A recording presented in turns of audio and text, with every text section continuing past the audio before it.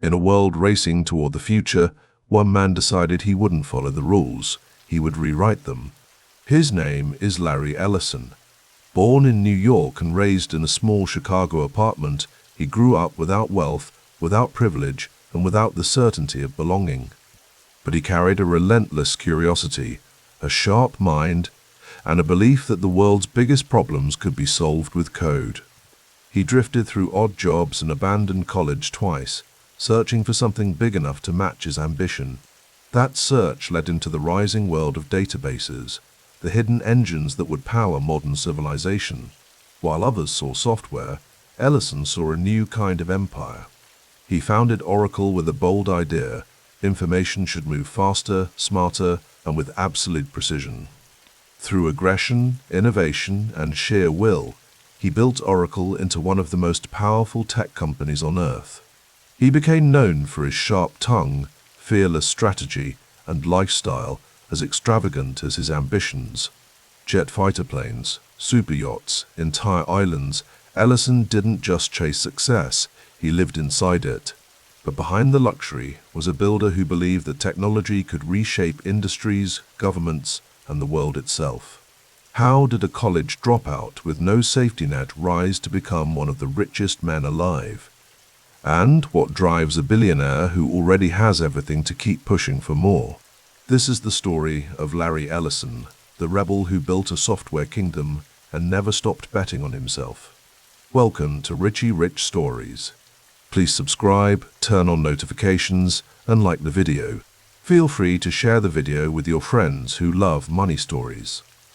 The evening light turned brittle and cool through the windows of a South Shore apartment, casting long shadows across worn linoleum floors. Outside, Chicago's late autumn winds carried the promise of winter, rattling the panes with occasional gusts as they swept in from Lake Michigan.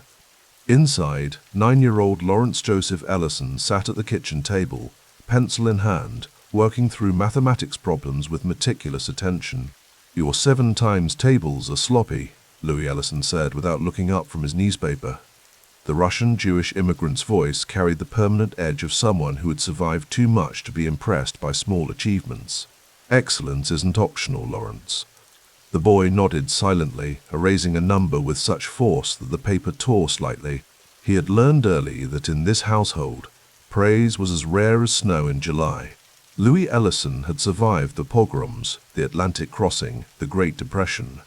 Now an accountant for the city of Chicago, he measured life in careful columns of debit and credit. The boy was a responsibility, not a joy. This much was clear in every interaction. From the small kitchen, Lillian Spellman Ellison appeared with a pot of tea, her movements efficient but not unkind. Unlike her husband, she occasionally offered moments of warmth, though they came wrapped in expectation. "Your arithmetic teacher says you're ahead of the class," she said, placing a cup beside Louis before pouring one for herself. "That's what's expected of an Ellison." The boy looked up, briefly allowing himself to hope for more, but his adoptive mother had already turned away, reaching for the sugar bowl. The apartment was modest but meticulously maintained, a testament to Lillian's determination that they would live with dignity, even if not with wealth. No car sat outside. They wouldn't acquire one until Larry was 12, a used Chevrolet that Louis would wash each Sunday with the same grim dedication he applied to balancing ledgers. Larry returned to his mathematics, but his mind drifted, as it often did, to the question that hovered at the edges of his consciousness. Who was he, really? The knowledge of his adoption wasn't a secret in their home, just another fact, delivered without cushioning. He had been born in the Bronx in August 1944 to Florence Spellman, Lillian's niece, an unmarried 19-year-old Jewish girl.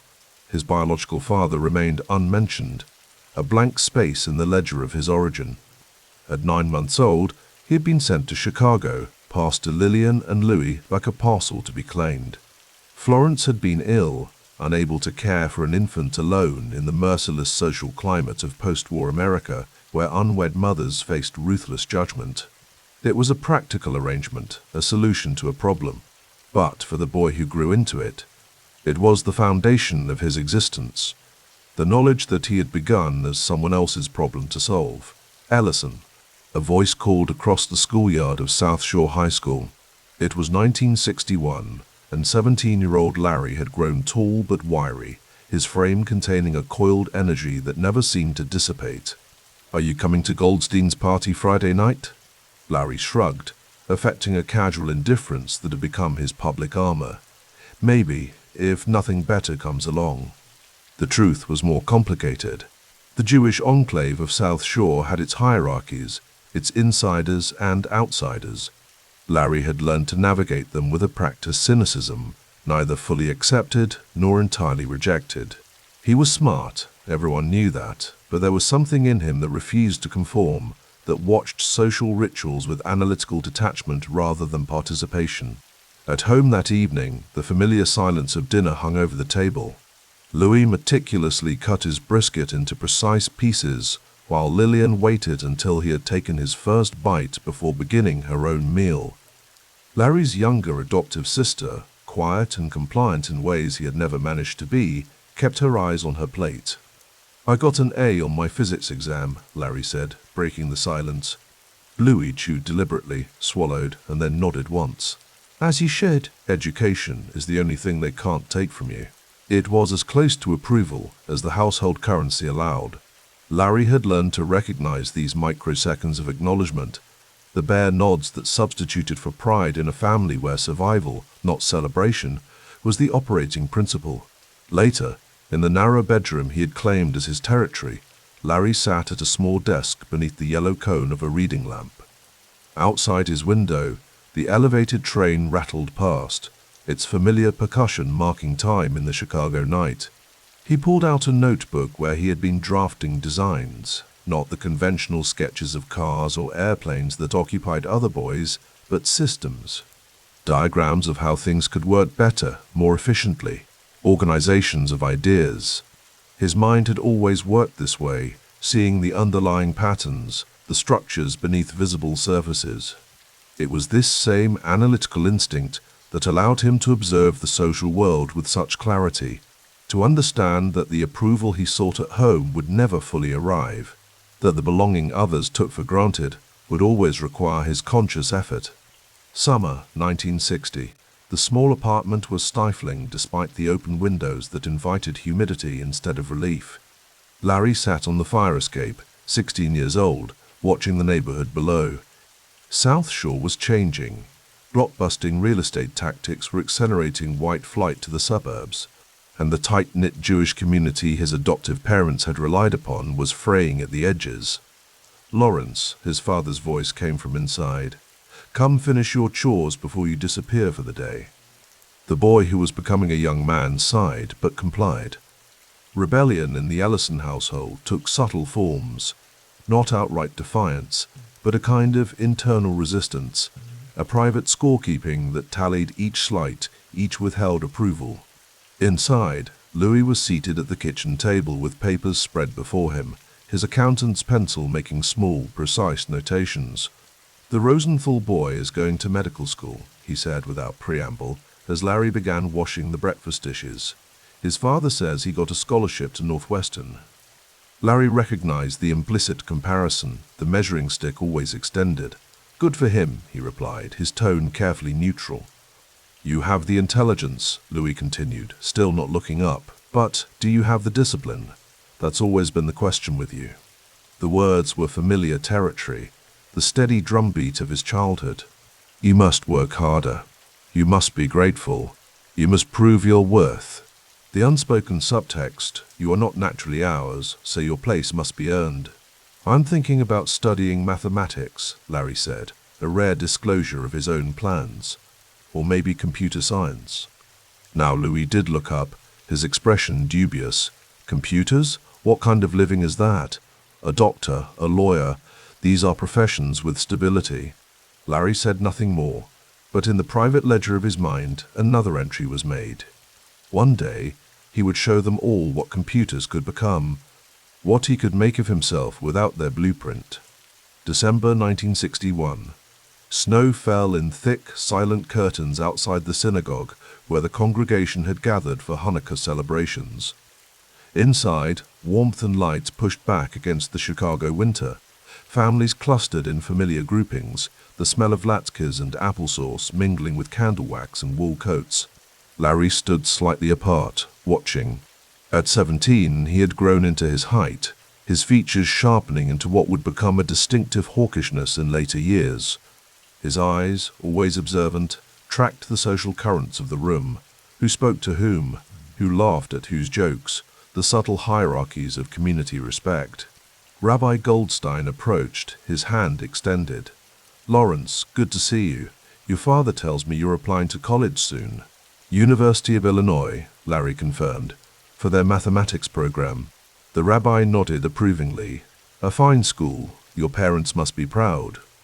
Larry's smile was practiced, revealing nothing of the complex calculation behind it. Pride was not the currency of his household. Expectation was. "They're pleased that I'm continuing my education." "And how are you finding the advanced mathematics course? Mrs. Leibowitz mentioned you're one of her strongest students." Something genuine flickered in Larry's expression. Mathematics was the one place where patterns revealed themselves willingly, where structure and logic created a world he could not only navigate, but master. "I enjoy the elegance of it," he said, "the way everything connects if you understand the underlying principles." The rabbi studied him for a moment. "You know, Lawrence, there's an old teaching that says God created the universe through numbers, through precise calculation. Perhaps in your mathematics, you're glimpsing something of creation itself." The idea resonated in an unexpected way, not because Larry believed in religious framing. His relationship with Judaism had always been cultural rather than spiritual, but because it suggested a power in understanding systems, in seeing the architecture beneath the visible world.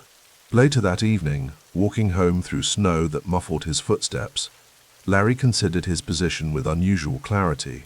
He was an outsider in his family, in his community, perhaps even in this city. But being an outsider offered a perspective others lacked, the ability to see structures without being bound by their assumptions.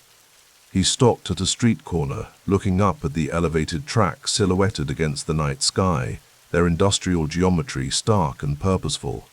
In that moment, something crystallized in his understanding. He would never receive the unconditional belonging others took for granted. But he could create his own terms, build his own systems.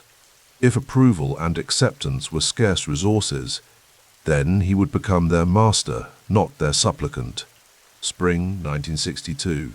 Graduation approached, and with it, departure. The South Shore High School hallways buzzed with senior year energy college acceptances, prom plans, the collective anticipation of escape velocity. Larry moved through it with his characteristic detachment, neither fully invested nor entirely separate.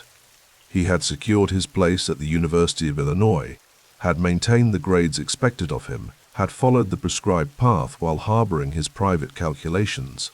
Mr. Levinson, his mathematics teacher, called him aside after class. "I wanted to show you something, Ellison," he said, pulling a magazine from his desk drawer. "There's an article here about the new IBM computers they're installing at universities. Thought it might interest you." Larry accepted the magazine, scanning the article with immediate focus. The photographs showed room-sized machines with spinning tape drives, panels of blinking lights, men in white shirts and narrow ties tending to these electronic behemoths like priests at an altar. "They're programming these machines to do calculations that would take humans years to complete," Mr. Levinson said. "They're using a language called Fortran. Fascinating stuff." Something ignited in Larry's mind as he read, the description of logical operations, of information processed at unprecedented speeds, of mathematics made manifest in circuits and code. This was structure and pattern at a scale he had barely imagined. "Can I borrow this?" he asked, already knowing he would read it until the pages wore thin. That night, in his bedroom, Larry read the article 4 times, then began sketching his own interpretations of how such systems might work. Outside, spring rain tapped against his window, but he barely registered it, lost in the glimpsed potential of machines that could execute perfect logic without hesitation or error. When he finally set the magazine aside, he lay back on his narrow bed and stared at the ceiling, seeing not the cracked plaster, but possibilities unfurling. In computers, he sensed a world where merit could be objectively measured, where systems could be mastered through intelligence rather than inheritance, where an outsider might remake the rules entirely. The morning of his departure for college dawned clear and cool, an August day in 1962 that promised autumn around its edges. The used Chevrolet was packed with the modest possessions Louis deemed necessary for university life: practical clothing, school supplies, and a single suitcase. Lillian fussed with last-minute additions, extra socks, a small container of her mandel bread, a new notebook. "You'll call when you arrive," she said, not quite a question. "Yes," Larry promised, standing awkwardly in the apartment that had contained but never quite held him. At 18, he was poised at the threshold of departure, feeling neither sentimental nor particularly liberated, just clear-eyed about the transition at hand. Louis emerged from the bedroom carrying a small envelope. "For emergencies," he said, handing it to Larry. Inside were 5 $20 bills, a significant amount from a man who tracked every penny, yet offered with the same impassive expression he might use to pay a utility bill. "Thank you," Larry said, understanding that this was, in its way, a demonstration of care from a man who had survived by never showing vulnerability. The drive to Champaign-Urbana passed largely in silence, the flat Illinois landscape flowing past the car windows in endless variations of farmland and small towns. Larry watched it all with the same observant detachment he'd cultivated throughout childhood, noting details, filing away impressions. When they arrived at the dormitory, a rectangular brick building indistinguishable from the others around it, the efficiency of departure was almost startling. Suitcase and boxes unloaded, paperwork confirmed, handshakes exchanged where others might have offered embraces. "Study hard," Louis said, his final instruction delivered with the same gravity he might use for a biblical commandment. "Make something of the opportunities you've been given." Lillian pressed her hand briefly against Larry's cheek, the closest thing to demonstrative affection in their family repertoire. "We'll expect your call." And then they were gone, the Chevrolet pulling away down the campus road, carrying with it the only family he had known, the people who had raised him out of obligation rather than choice, who had provided structure without warmth, expectations without celebration. Larry stood for a moment outside the dormitory, other families around him engaged in tearful goodbyes and last-minute advice, their emotional demonstrations both foreign and faintly embarrassing to him. Then he picked up his suitcase and walked inside, already calculating the architecture of his next chapter, the systems he would observe and master. In his pocket, he carried a small photograph, not of his adoptive parents, but of himself as an infant, the only tangible connection to his biological beginning. Florence Spellman's face did not appear in the image. She remained as abstract as the unnamed father whose existence was a sealed record, a question without an answer.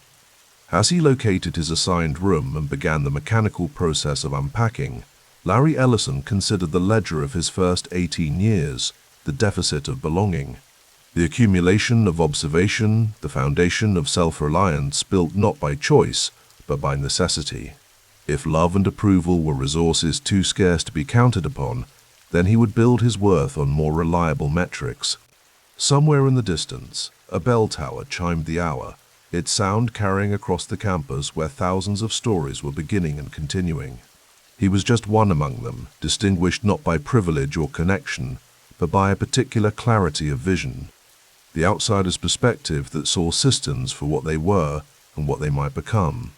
He placed the mathematics textbooks on his desk with precise alignment, then opened the magazine about IBM computers that he had brought with him from Chicago.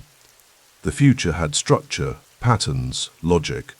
These were currencies he understood, resources he could master. The rest, belonging, approval, even love, those were complications to be calculated later, variables in an equation he was still learning to write.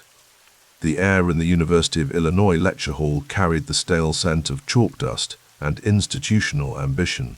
Larry Ellison sat near the back, a slim figure in a button-down shirt, watching the professor's equations bloom across the blackboard with detached curiosity. It was fall 1962, and across campus, leaves drifted from elms planted decades before he was born.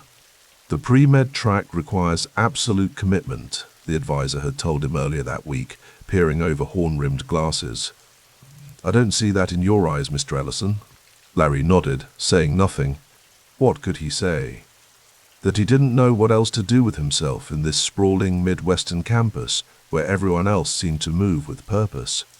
As students filed out after class, Larry lingered, watching October light slant through tall windows.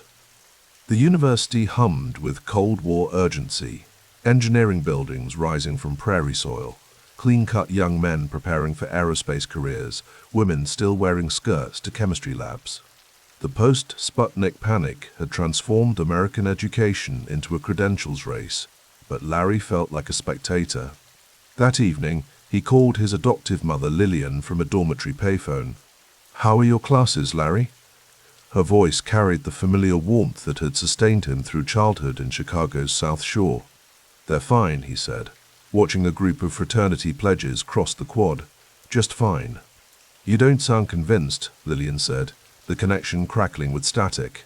Larry hesitated. "I'm not sure pre-med is right for me." "Then find what is," she said simply. "You've always figured things out your own way." After hanging up, Larry stepped outside. The campus was alive with the energy of early autumn, transistor radios playing The Locomotion, students arguing about Kennedy's handling of the Cuban Missile Crisis. The New Frontier rhetoric filled campaign speeches and commencement addresses. But Larry felt an outsider's skepticism. He switched his major to mathematics and science before the term ended. Months passed. Larry drifted through his coursework with competent indifference. He could handle the material but found little passion in the classroom's formal rigidity. When news broke of President Kennedy's assassination in November 1963, he joined hundreds of stunned students gathered around television sets in dormitory lounges, watching history fracture in grainy black and white. "Everything's changing," a classmate murmured as they watched the funeral procession. "Some things never do," Larry replied, thinking of the academic hierarchies that still governed their lives, professors with tenure, degrees as gateways, credentials as currency. By spring 1964, the Beatles had invaded American airwaves. Girls wore their hair in flips, boys debated growing it longer. Campus life continued its clockwork patterns of midterms and mixers, but beneath the surface something was shifting. In quiet corners, students whispered about civil rights demonstrations and questioned American involvement in Vietnam. Larry's phone rang on a Tuesday afternoon.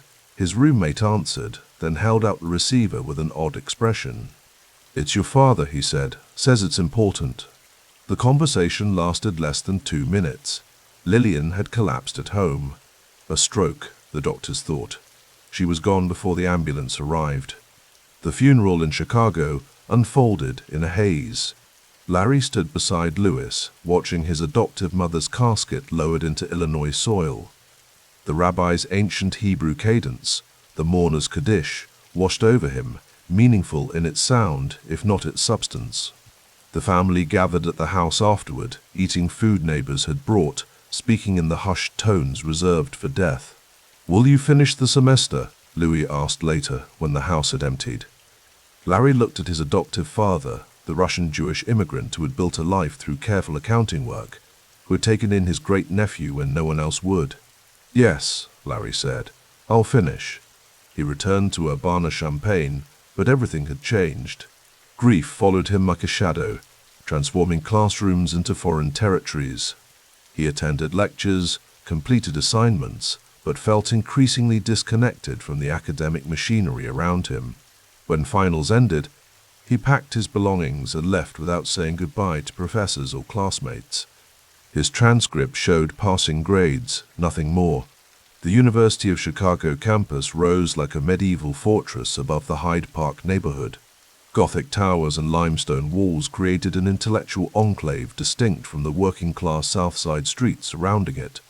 Larry enrolled for the fall 1964 term, thinking perhaps a different academic environment might rekindle his interest. One evening in late October, following a mathematician's tip, He found himself descending a staircase into the basement of the computer science building. The room at the bottom hummed with artificial life. An IBM 1620, one of the university's mainframes, occupied the center like a technological altar.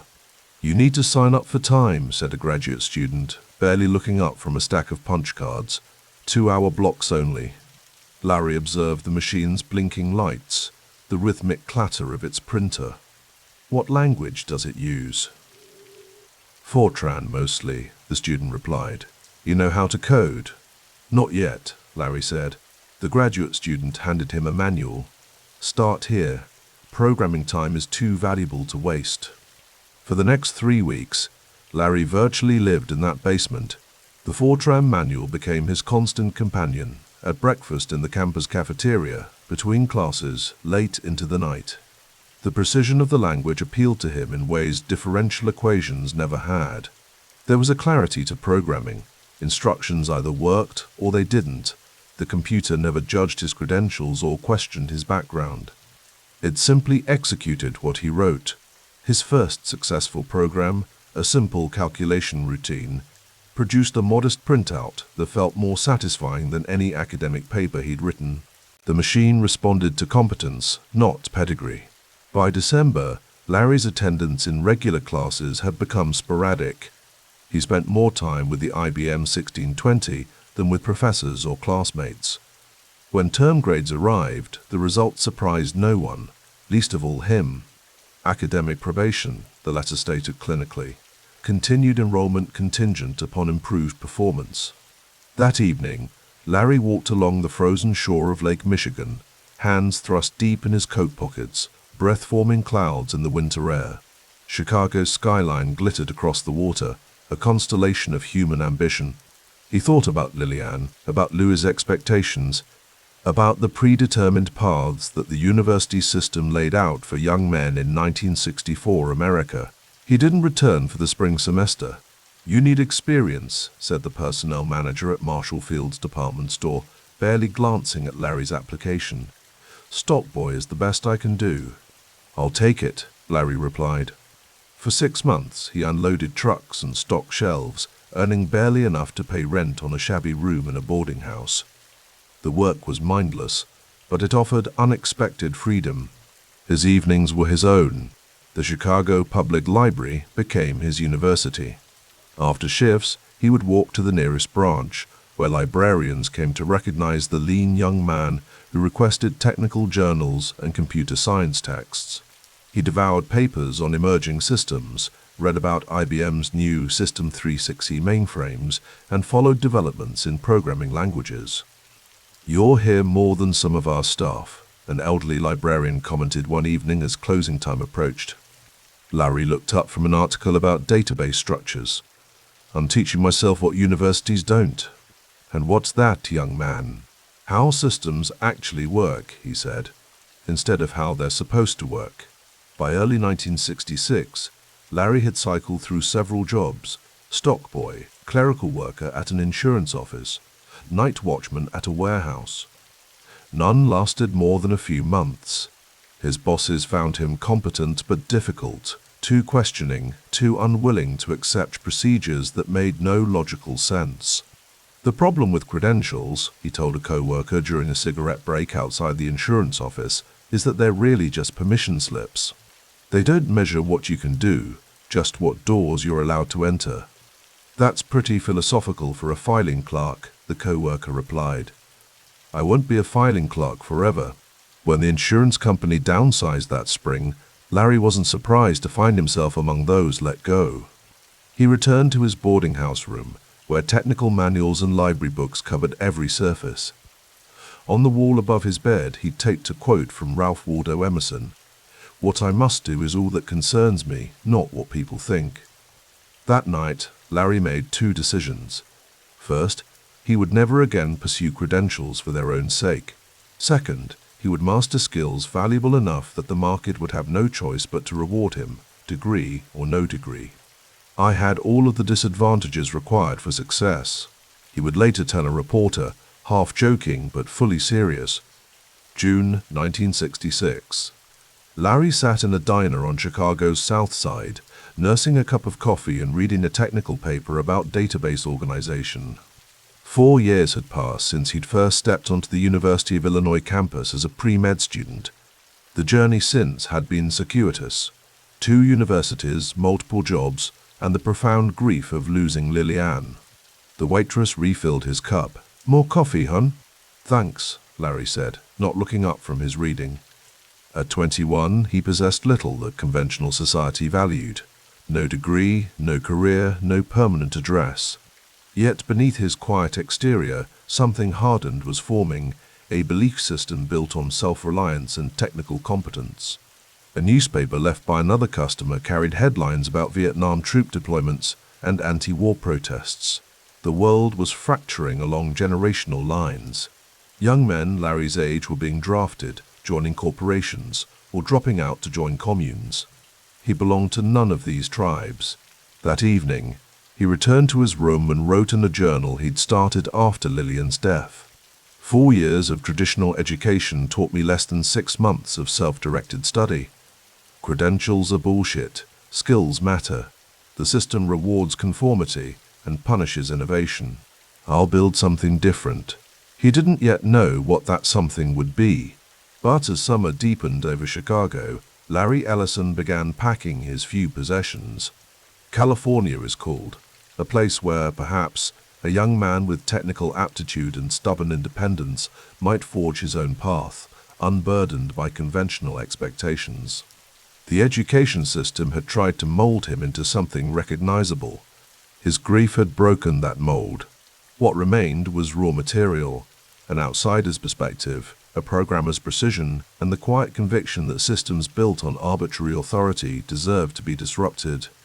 As twilight settled over the city, Larry closed his journal and looked out the window at Chicago's familiar skyline.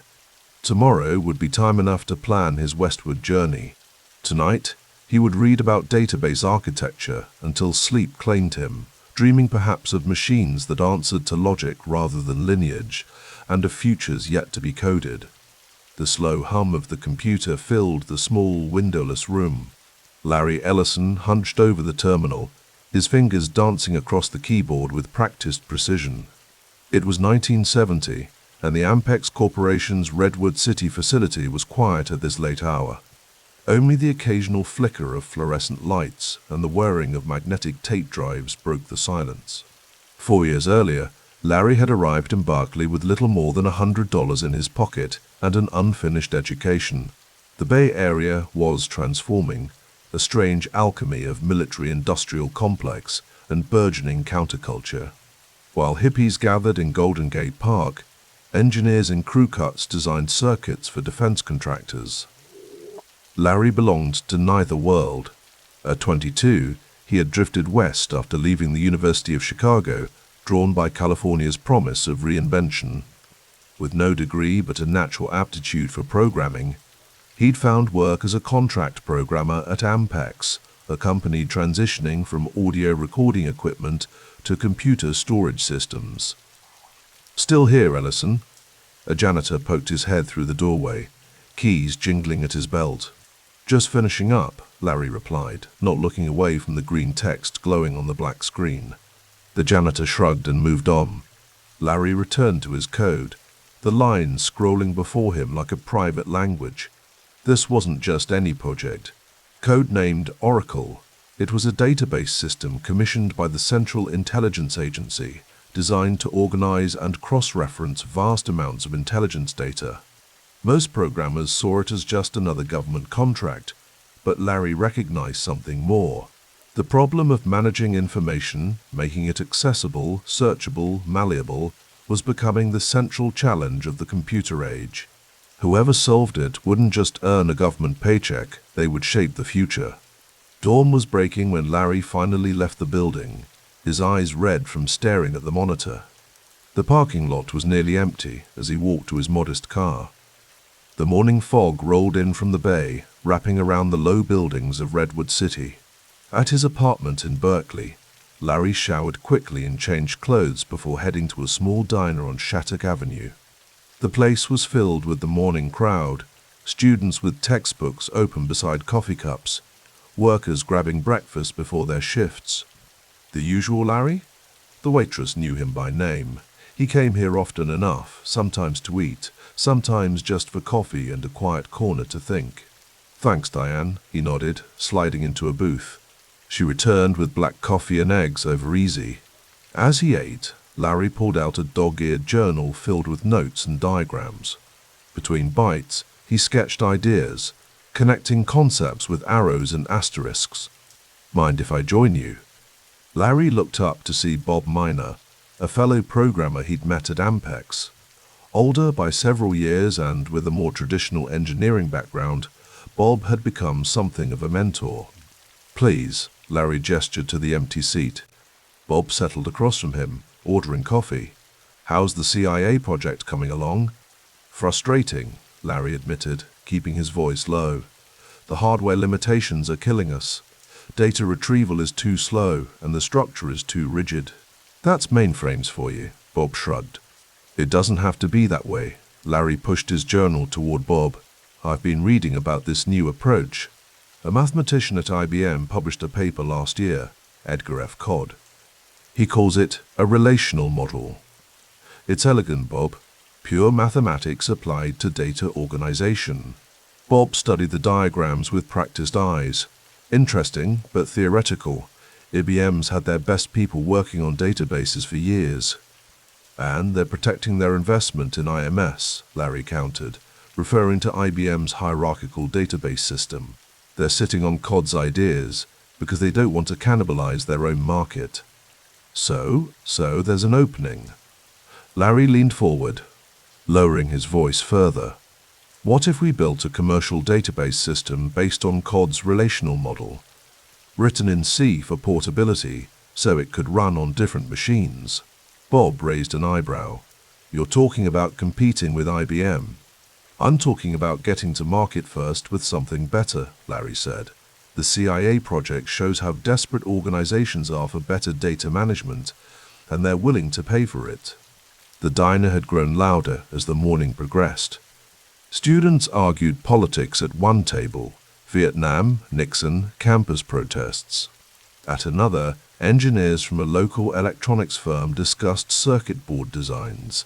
Two worlds coexisting, barely acknowledging each other. It's a big leap from contract programming, Bob cautioned. Larry's eyes narrowed slightly. Maybe, but I've hit the ceiling here.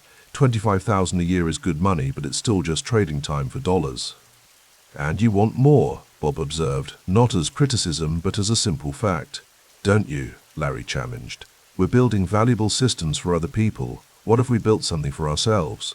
Their conversation continued through a second cup of coffee, moving from technical possibilities to market realities. By the time they left the diner, something had shifted between them, a seed planted that would take years to fully germinate.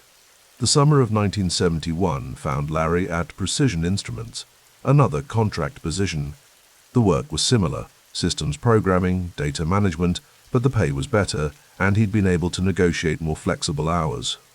This allowed him to continue his self-education, devouring technical journals and textbooks on database theory. His apartment had become a library of computer science, with books stacked on every surface.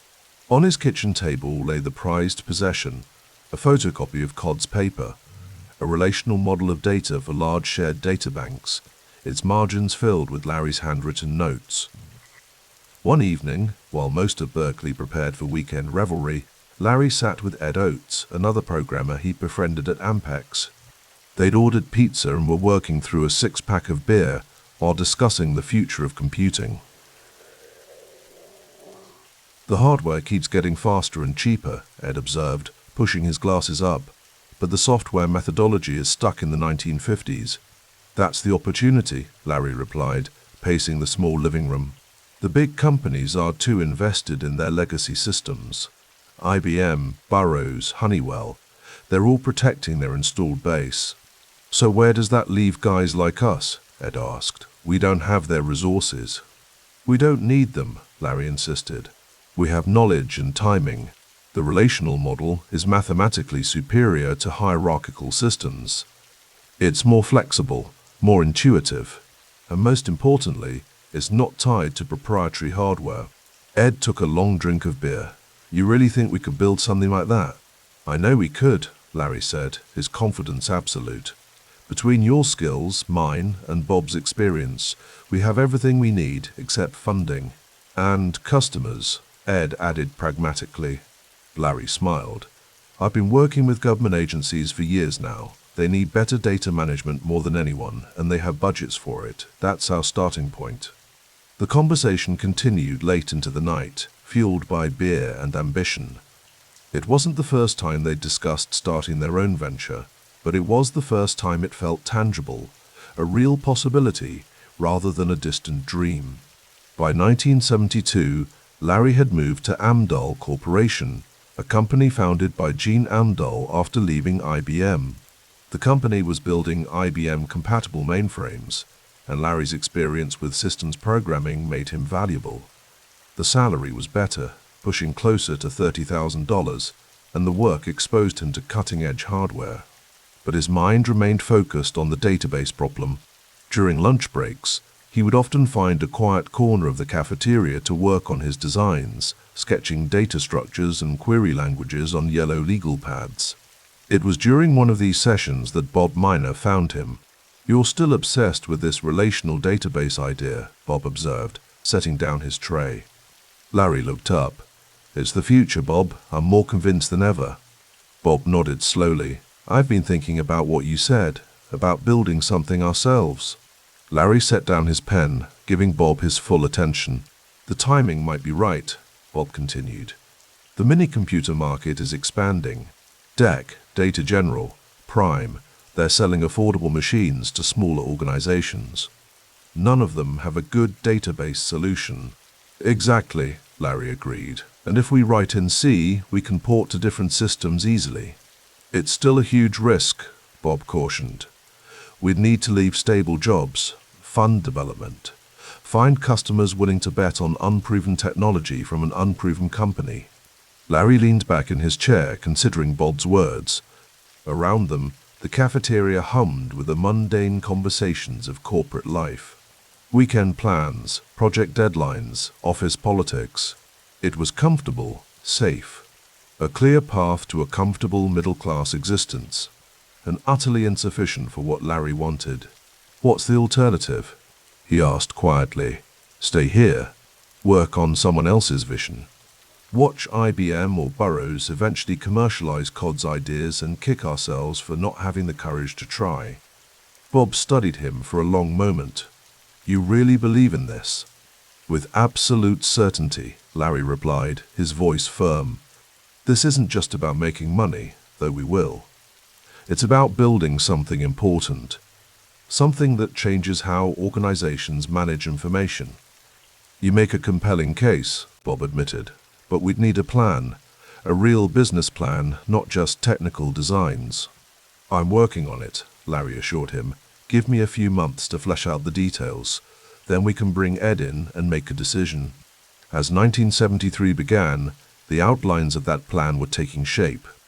Larry had filled notebooks with specifications, market analyses, and development timelines. The technical challenge was substantial but solvable. The business challenge was harder, convincing organizations to trust mission-critical data to a startup's product. One rainy evening, Larry, Bob, and Ed met at a small Mexican restaurant in Palo Alto. The place was busy enough to provide privacy and conversation, but quiet enough to talk without shouting. They claimed a corner booth and ordered margaritas. So, Ed began after they'd ordered food, "Are we really doing this?" Larry looked at his two friends, both accomplished programmers with secure careers. "I can't speak for you. But I am. Whether it's next year or the year after, I'm building this system. The question is whether we can build it together," Bob added. They fell silent as the waitress delivered their drinks.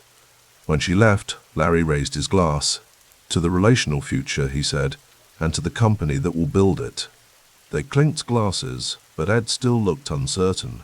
"We need a name," he said, "if we're really going to do this." Larry thought for a moment, then smiled. "Oracle," he said simply. "The CIA project?" Bob asked, surprised.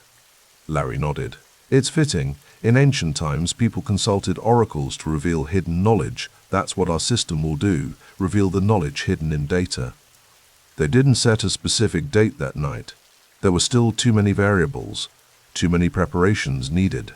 But something had solidified, a commitment, at least in principle, to venture beyond the safety of corporate employment.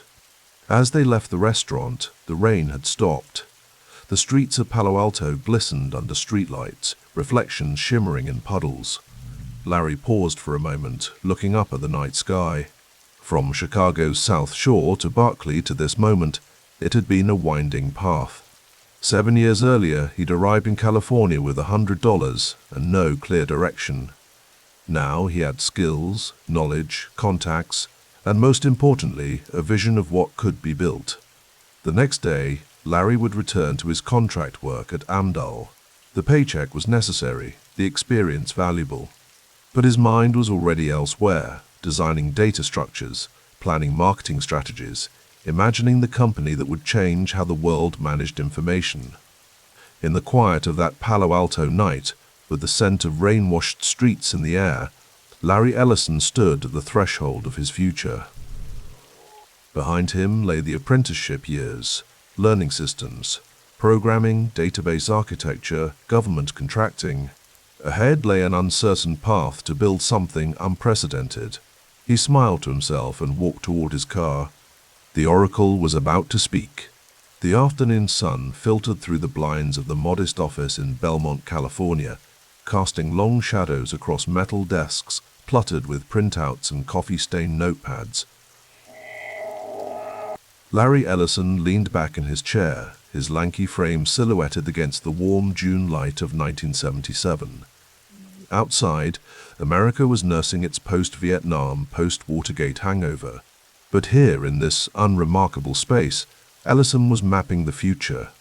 $2,000, he said, tapping a pencil against his desk. Not exactly venture capital millions, but it'll have to do. Bob Miner, bearded and thoughtful, nodded from across the room.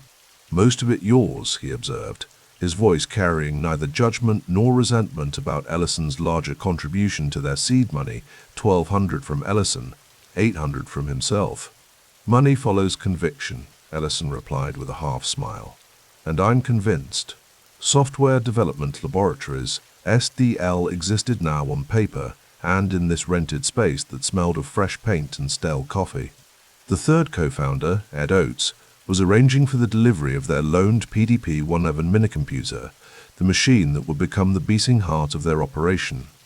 The nascent company had begun with a CIA contract renewal, continuing work on a project codenamed Oracle that Ellison had first encountered during his contracting days. It was modest work, but it was revenue, and more importantly, it was a foundation. $50,000 in first-year revenue, Miner had projected, if we execute well.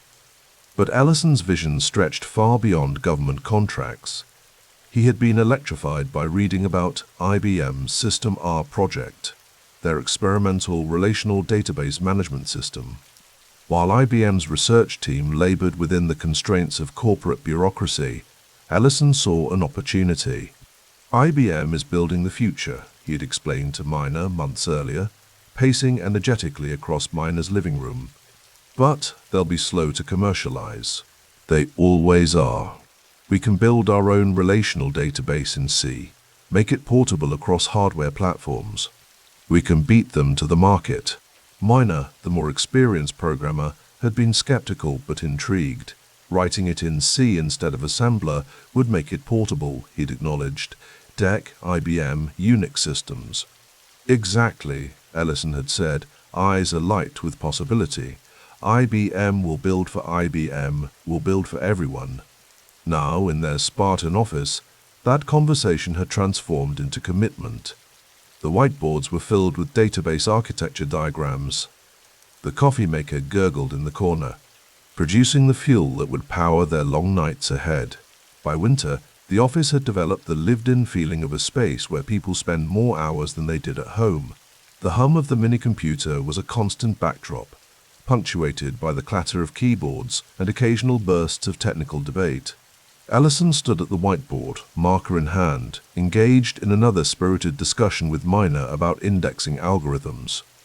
Outside, the economy stumbled through stagflation and energy crisis. Gas lines formed at stations across the country. The Dow Jones hovered in a purgatory that offered little hope of breakout. But within these walls, a different economy was taking shape, one built on the emerging understanding that data, properly structured and accessed, would become the most valuable currency of the coming decades. The relational model changes everything, Ellison insisted, drawing another diagram.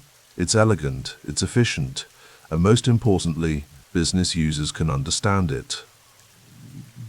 Miner rubbed his beard thoughtfully. The technical challenge isn't trivial, implementing Codd's model with acceptable performance. That's why IBM is still in the lab, Ellison cut in. But we don't need to be perfect, we need to be first and good enough. The market is waiting for this, even if they don't know it yet. Their CIA contract provided the oxygen they needed, enough revenue to keep the lights on while they pursued the bigger vision.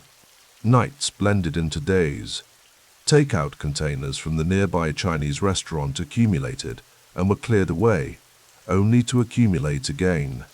Ellison drove the team with relentless focus. When a potential client wanted a demonstration, he would work through the night preparing, then present with the polished confidence of someone selling a mature product. Not code still warm from compilation. It's not just about the technology, he explained to Oates over late-night coffee. It's about presence. Customers buy confidence as much as capability. His sales instincts were sharp. He had begun cultivating relationships with former IBM sales representatives, people who understood how large organizations made purchasing decisions, who knew the labyrinthine process of government procurement. IBM taught them how to sell, Ellison remarked. But IBM can't offer them what we can, the ground floor of something revolutionary. By early 1979, the gamble was beginning to show promise. The company had renamed itself Relational Software, Incorporated, RSI, a name that announced their commitment to the relational database model. The product they were creating would carry the project's original code name, Oracle. In a strategic decision that reflected Ellison's marketing instincts, they skipped version 1 entirely. Oracle version 2, he announced to the team, because no one wants to buy version 1 of anything. Miner rolled his eyes but didn't object. The programmer in him might find the numbering arbitrary, but the strategy was sound. Perception mattered in enterprise sales, where failure could cost careers. The technical achievement was genuine, regardless of version numbers. Oracle was written in C, making it portable across hardware platforms, a critical advantage over competitors locked to specific systems. As Ellison had predicted, IBM continued to move slowly with System R, giving the small startup room to establish itself. Their office had expanded slightly but remained utilitarian. Metal desks had multiplied. Whiteboards covered more walls. The coffee maker had been upgraded to handle the increasing headcount, but luxury was absent. Every dollar went to development and sales. Ellison was particularly careful in his hiring. "I want athletes," he would say, not referring to physical prowess but to a mindset, competitive, resilient, results-driven. "I don't care where you went to school," he told one promising candidate. "I care what you can do. Credentials are proxies for ability, and I prefer to measure ability directly." This philosophy extended to the company's culture. Performance was rewarded. Mediocrity was not tolerated. Those who thrived in this environment found it exhilarating. Those who didn't quickly found themselves elsewhere. On a foggy San Francisco evening in late 1979, Ellison sat across from a potential client in an upscale restaurant. The client, a vice president from a Fortune 500 manufacturer, sipped his scotch while Ellison laid out the value proposition. "Your existing systems are hierarchical," Ellison explained, his voice calm but intense. "When you need to find information in a way that wasn't anticipated when the database was designed, you're stuck. You need programmers to write new code, which takes weeks or months." The executive nodded. This was a pain point he knew well. Oracle gives you flexibility, Ellison continued.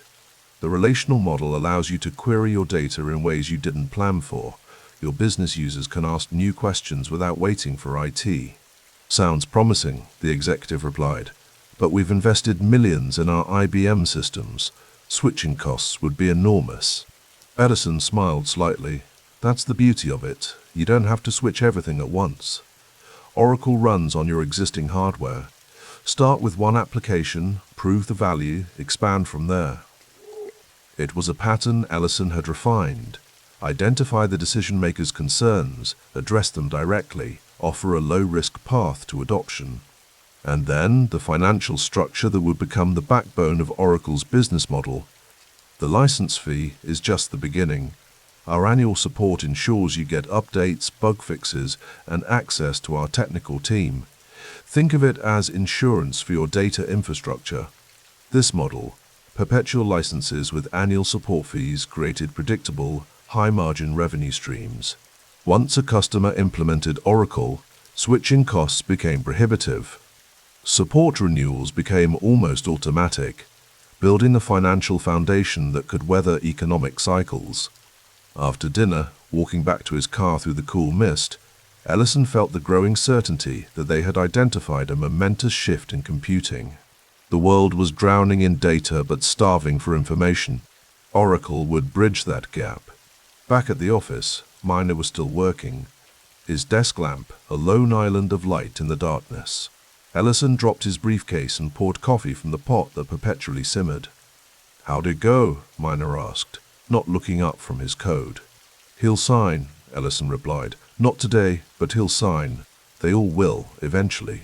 Miner nodded, used to his partner's confidence, found a bug in the join algorithm, fixed now. This was their rhythm.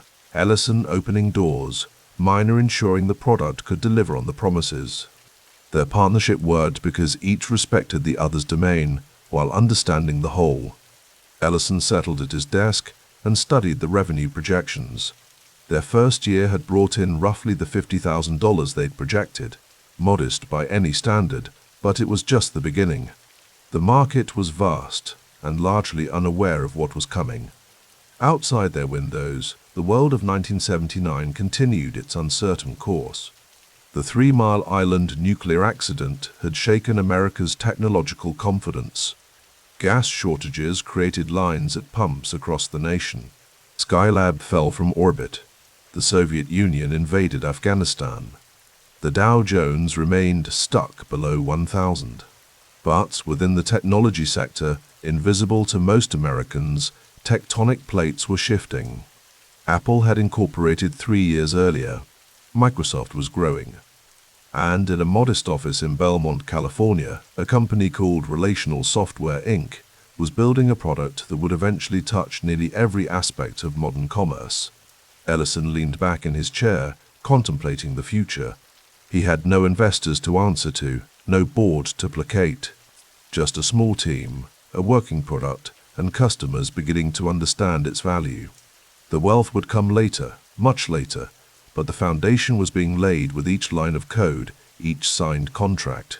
"We should call it a night," Miner said finally, saving his work and stretching. "In a bit," Ellison replied. "I want to review the government RFP responses first." After Miner left, Ellison remained, the office quiet except for the hum of equipment. The night stretched before him, hours to refine their approach to the government contracts that would help fuel their growth. He understood the patterns of procurement, the language of RFPs, the decision matrices of committee-based purchasing. This was the unsexy work of building an enterprise software company, not the glamorous invention stories that would later dominate Silicon Valley mythology, but the methodical construction of a business that could endure. Ellison sipped his cooling coffee and opened the first file. Tomorrow will bring new challenges, new prospects. The economy might struggle, but data would only grow more valuable. Oracle, and Ellison would grow with it, quietly at first, then gathering momentum like a wave building far from shore before it makes its presence known. The light from the window cast long shadows across the polished hardwood conference room table at Oracle's offices in Redwood Shores. Larry Ellison stood motionless, gazing out at the San Francisco Bay. The early morning fog was beginning to burn away under the California sun, revealing patches of blue that mirrored the color of the Oracle logo that now adorned their building. It was 1983, and Ellison had just made a decision that would crystallize their identity in the marketplace. Software Development Laboratories, later Relational Software Inc., would now officially become Oracle Corporation. The name had always been there, lurking in the background, the code name of that CIA project that had first sparked his imagination years ago. Oracle, he whispered to himself, testing how it felt, permanent, mysterious, inevitable. Behind him, Bob Miner cleared his throat softly. The technical genius of their operation rarely needed many words. "The team's ready for the announcement," Bob said. "They're waiting in the conference room." Ellison adjusted his tie, a habit from the increasing number of Fortune 500 sales calls that now occupied his calendar. At 39, he had developed a presence that could fill a boardroom, combining technical vocabulary with entrepreneurial vision in a way that made even the most conservative CIOs lean forward in their chairs. $5 million in revenue, Ellison said, almost to himself. "And that's just the beginning." Bob nodded. "The relational model is proving itself. IBM's still pushing hierarchical databases, but their customers know that's yesterday's technology. And we'll be there to tell them so," Ellison replied with a hint of a smile that his sales force had learned to recognize, the look of a chess player seeing 3 moves ahead. The Oracle sales strategy was taking shape like a military campaign. Ellison had begun recruiting former IBM sales representatives, men and women who knew how to navigate the corridors of corporate America, who understood the politics of multi-million-dollar purchasing decisions. They brought with them Rolodexes filled with CIO contacts and an understanding of the enterprise procurement dance. In a hotel suite near Chicago, Ellison sat with his newest hire, Jeff Walker, reviewing their approach to a major bank prospect. "The key," Ellison explained, leaning forward intensely, "is to get there first. We don't wait for the RFP, we help write the RFP." Walker, who had spent a decade at IBM before joining Oracle, nodded appreciatively. "Plant the technical requirements that only we can fulfill." "Exactly. When we're finished, our database is the only one that can possibly check all the boxes." Ellison paused, taking a sip of his coffee. "And we introduce subtle questions about our competitors. Not accusations, just concerns. Can IBM's DB2 handle transaction loads at scale? Is Informix stable enough for mission-critical applications?" "FUD," Walker said with professional admiration. "Fear, uncertainty, and doubt. The prospect doesn't want to make a career-ending mistake," Ellison continued. "No one ever got fired for buying IBM. That's what we're up against. But once we show them the relational model superiority, they can't unsee it. And then we make them a promise." "What's that?" "That we'll ship features before they're ready," Ellison said with a thin smile. "We'll announce capabilities our engineers are still building. But here's the important part, we'll eventually deliver. Maybe 6 months late, but we'll get there."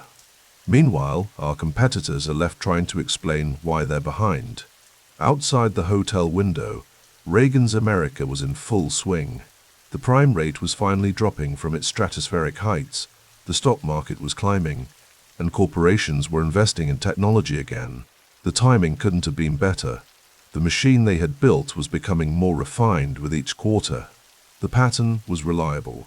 $50,000 for a departmental installation, scaling up to multi-million-dollar enterprise deployments for the largest customers. Then came the annual support contracts at 22% of the license fee, nearly pure profit that renewed at rates approaching 90%. In a quiet corner of Buck's restaurant in Woodside, fast becoming the power breakfast spot for Sand Hill Road venture capitalists, Ellison sat across from Don Lucas, the veteran investor who had taken a chance on Oracle early on. "The margins are extraordinary," Lucas observed, reviewing the latest financial projections. 70 to 85% gross margin on the software licenses, even higher on support. Once you're installed, the customer is essentially locked in. Ellison nodded. The switching costs become prohibitive. Migrating a database is like performing heart surgery, risky, expensive, and potentially fatal. CIOs understand this.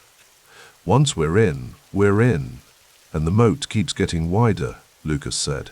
Every new application they build on Oracle, every developer they train on PL/SQL, every certification they invest in, it all increases the cost of moving away from us. The database is the foundation, Ellison replied. Everything else is built on top. It's the perfect business model. We're not selling products, we're selling infrastructure. Lucas studied Ellison's face. The board is thinking it's time. The market's hot. Apple, Genentech, the public markets have an appetite for technology companies with real revenue. We should consider an IPO. Ellison gazed out at the California hills, momentarily quiet. He owned approximately 39% of Oracle, a stake that had seemed theoretical for years. Now it could translate into real wealth, into the kind of freedom and power he had always sensed was possible. "Let's do it," he said simply. The morning of March 12, 1986, dawned clear and cold in New York. The Oracle team had taken over a suite at the Plaza Hotel, transforming it into a command center for the company's initial public offering.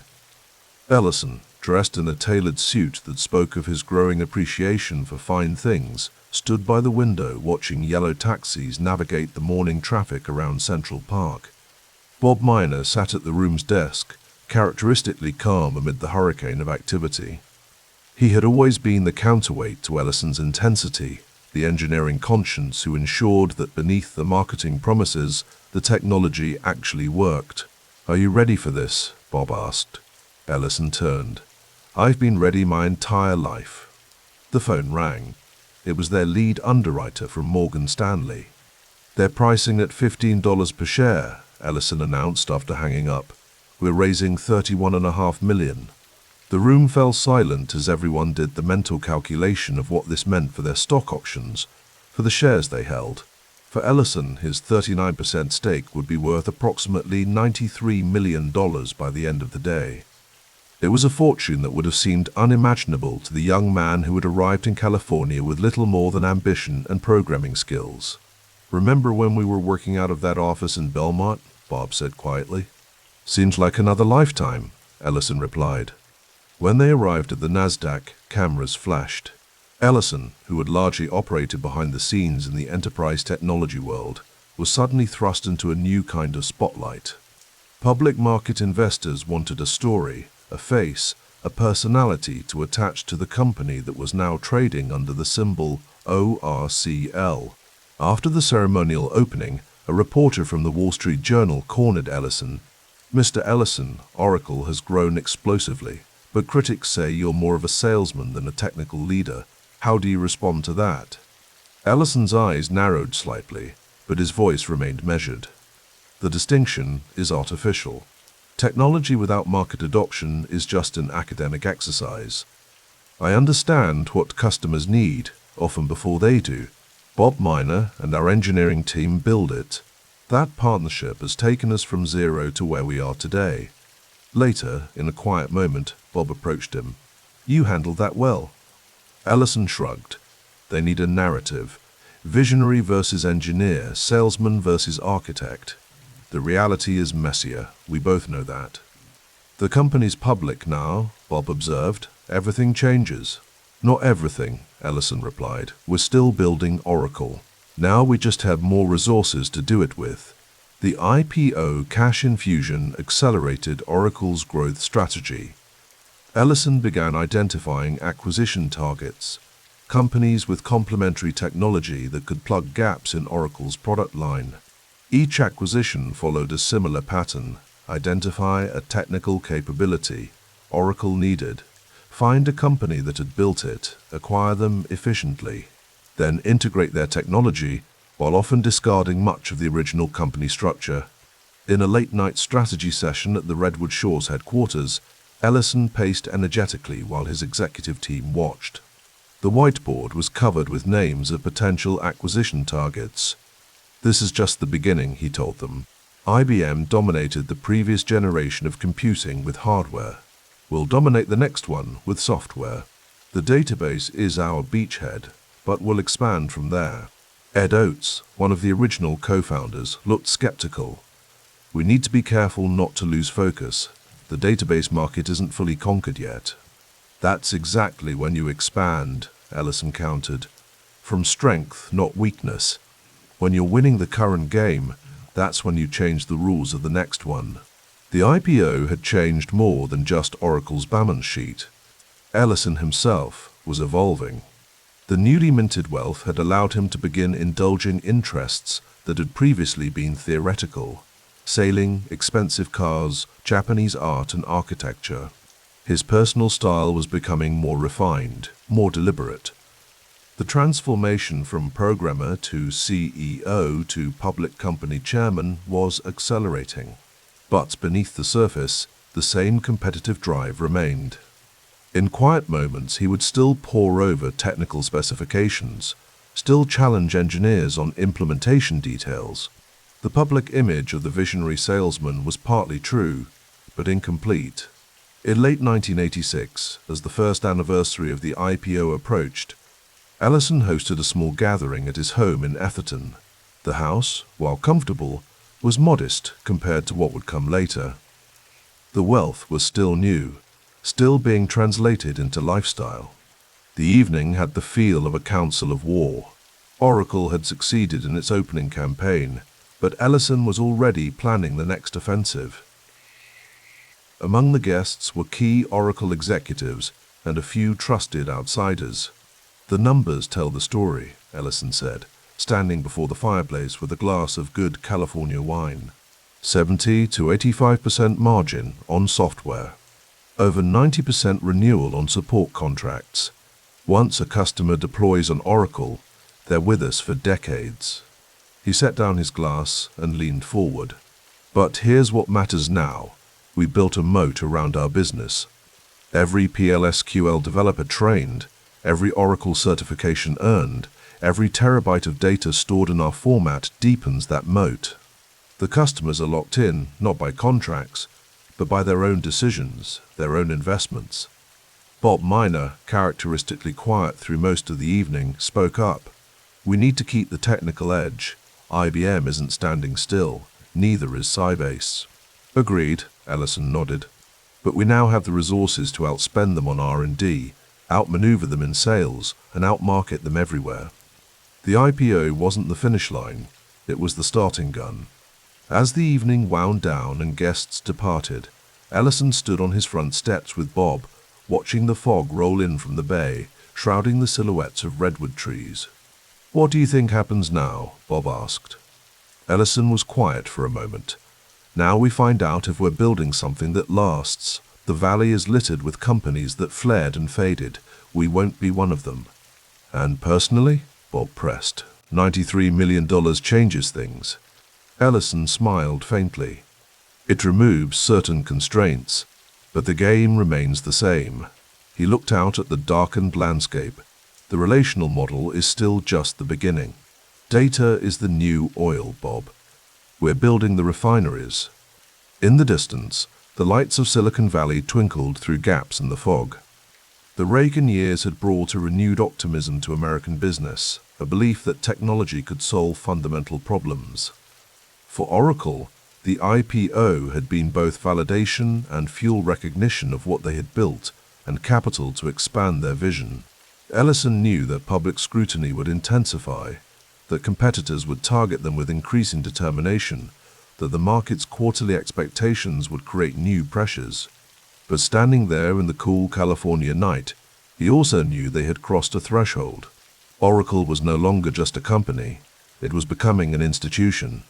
And institutions, properly managed, could outlast their founders. The real work was just beginning.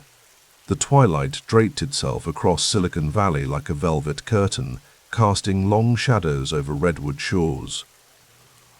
Outside Oracle's headquarters, the last employees were leaving, their cars forming a slow procession toward Highway 101.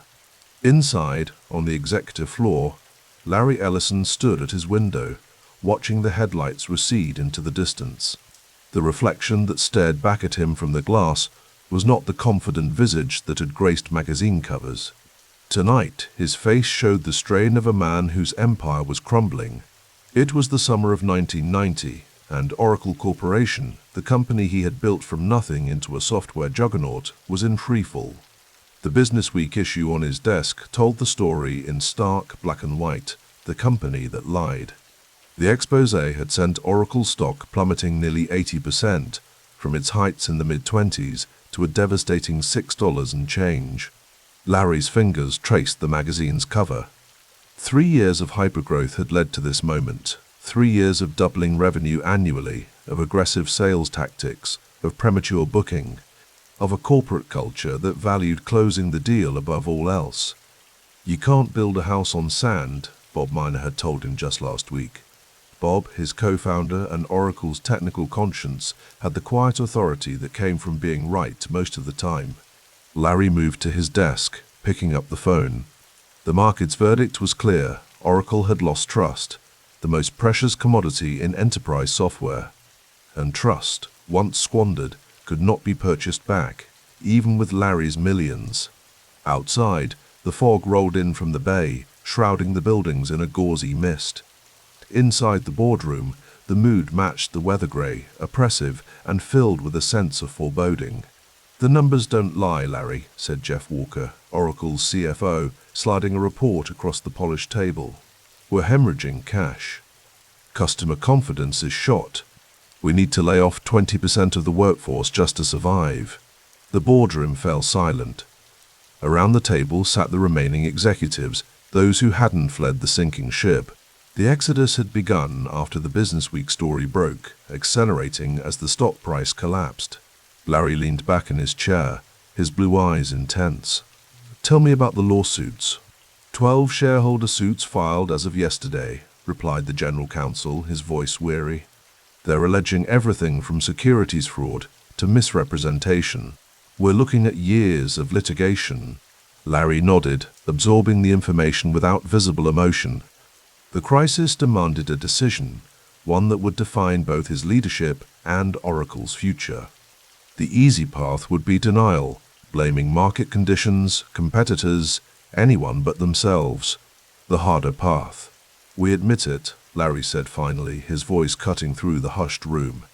"We acknowledge the mistake. We cleaned the house. We fixed the problems. We start rebuilding." Faces around the table registered surprise. Larry Ellison, known for his competitive intensity and unwillingness to back down, was choosing humility. "The sales leadership goes," he continued, his decision crystallizing as he spoke. "The ones who push the revenue recognition too far. We need new blood, professionals who understand enterprise selling without the shortcuts." That evening, in his Japanese-inspired home overlooking San Francisco Bay, Larry poured himself a small cup of sake. The house, with its meticulous gardens and clean lines, usually provided solace. Tonight, it felt like a reminder of how far he had to fall. The phone rang, breaking the silence. "I heard what happened in the board meeting," said Bob Miner, his voice carrying the weight of their 15-year partnership. "It's the right call, Larry." "Is it?" Larry asked, gazing out at the darkened waters. "We built this company to compete with IBM, to win, not to apologize." "We built it to last," Bob replied. "Remember what you told me when we were coding Oracle version 2 in that little office on Sand Hill Road? You said we were building something that would outlast us. This is how you make that happen." Larry smiled faintly at the memory. Those early days seemed impossibly distant now. The three of them, Bob Miner, Ed Oates, and himself, working around the clock to build the first commercial relational database. They had skipped version 1, going straight to version 2, because no one would buy version 1 of anything. It was a small deception, harmless compared to what had happened since. "I'm bringing in someone," Larry said. "Ray Lane from Booz Allen. He knows how to run a professional sales organization. I'm going to step back from the president role." The silence on the line told him Bob understood the significance. Larry Ellison ceding control was unprecedented. "It's time for a change," Larry continued.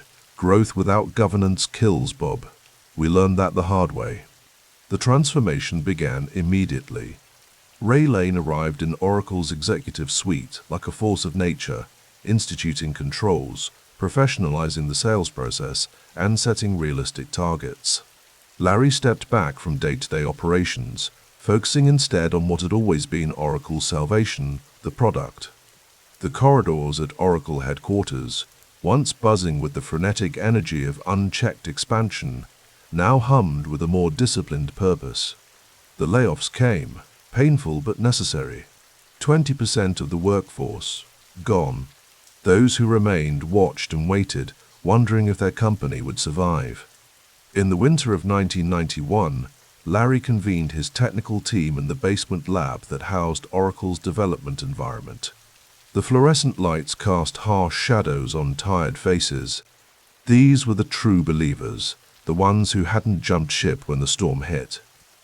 Oracle 7, Larry said, writing it on the whiteboard. This is our way back. We're going to build the most stable, most powerful database the enterprise has ever seen. We're going to make it boring. A few engineers exchanged glances. Boring wasn't typically Larry's style. Boring means reliable, he explained, reading their thoughts. Boring means it works so well that CIOs can sleep at night. Boring means Fortune 500 companies bet their business on our technology without a second thought. The engineers nodded. They understood. Oracle 7 would be their apology to the market, written in code. Months passed. The litigation dragged on, but the bleeding slowed. Ray Lane's systematic approach to sales began to restore credibility with customers. Oracle 7's development proceeded methodically, with an unprecedented focus on quality assurance and stability testing. In Larry's office, a new artifact appeared on the wall, framed copies of the infamous Business Week cover and the audit reports that had exposed Oracle's accounting practices. They served as daily reminders of what happened when growth outpaced controls. Your Japanese period influences more than just your house, observed Safra Katz, a rising star in Oracle's finance department, nodding toward the framed articles. Very samurai, study your defeats as carefully as your victories. Larry smiled slightly. The samurai were pragmatists. They learned or they died. The media narrative began to shift subtly. The story of Oracle was no longer just about deception and downfall, but about resilience and redemption.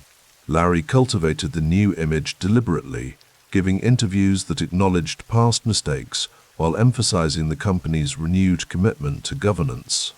The Samurai CEO, one technology magazine dubbed him, noting his ability to adapt and survive. Larry didn't correct them. The mythology served a purpose. Spring 1992 arrived with a sense of cautious optimism at Oracle headquarters. The stock had stabilized. Customer retention numbers were improving, and most importantly, Oracle 7 was ready for release. The product launch was deliberately understated. No lavish parties, no grandiose claims, just solid technical demonstrations and customer testimonials. It was a mature approach for a company that had learned humility the hard way. Oracle 7 delivered on its promise. The reviews praised its stability, scalability, and performance. Existing customers upgraded, new customers signed contracts. The industry took notice. Oracle was back, chastened but stronger. As the company regained its footing, patterns emerged. Those who had remained loyal during the crisis formed an inner circle around Larry, bonded by the shared experience of near-death and recovery. Those who hadn't fit the new culture of discipline and transparency found themselves marginalized or gone. In his restored corner office, Larry sat across from Bill Gates during a rare meeting between the two software titans. Microsoft's SQL Server, built on technology licensed from Sybase, was making inroads into Oracle's database territory. The rivalry that had always simmered between them was intensifying. "Interesting few years you've had, Larry," Gates remarked, adjusting his glasses. "I admired how you handled the accounting situation." Direct. Larry studied his rival thoughtfully. Gates was dangerous precisely because he was so methodical, so patient. The Microsoft way was to enter markets late but relentlessly, leveraging their Windows monopoly to gain advantage. "We focus on what we do best," Larry replied. enterprise-scale data management, mission-critical applications, not personal computers. The unspoken message was clear: Oracle would defend its core territory aggressively. The database wars were just beginning. As 1993 gave way to 1994, Oracle continued its steady recovery. The stock climbed back into the teens. The company was leaner, more focused, and critically, more trustworthy. The crisis had burned away excesses and instilled a culture that balanced ambition with control. Then came the news that changed everything. Bob Miner, Oracle's technical foundation and Larry's longest-standing partner, was dying of cancer. On a fog-shrouded morning in May 1994, Larry sat by Bob's bedside in the hospital. The room was quiet except for the rhythmic beeping of medical equipment.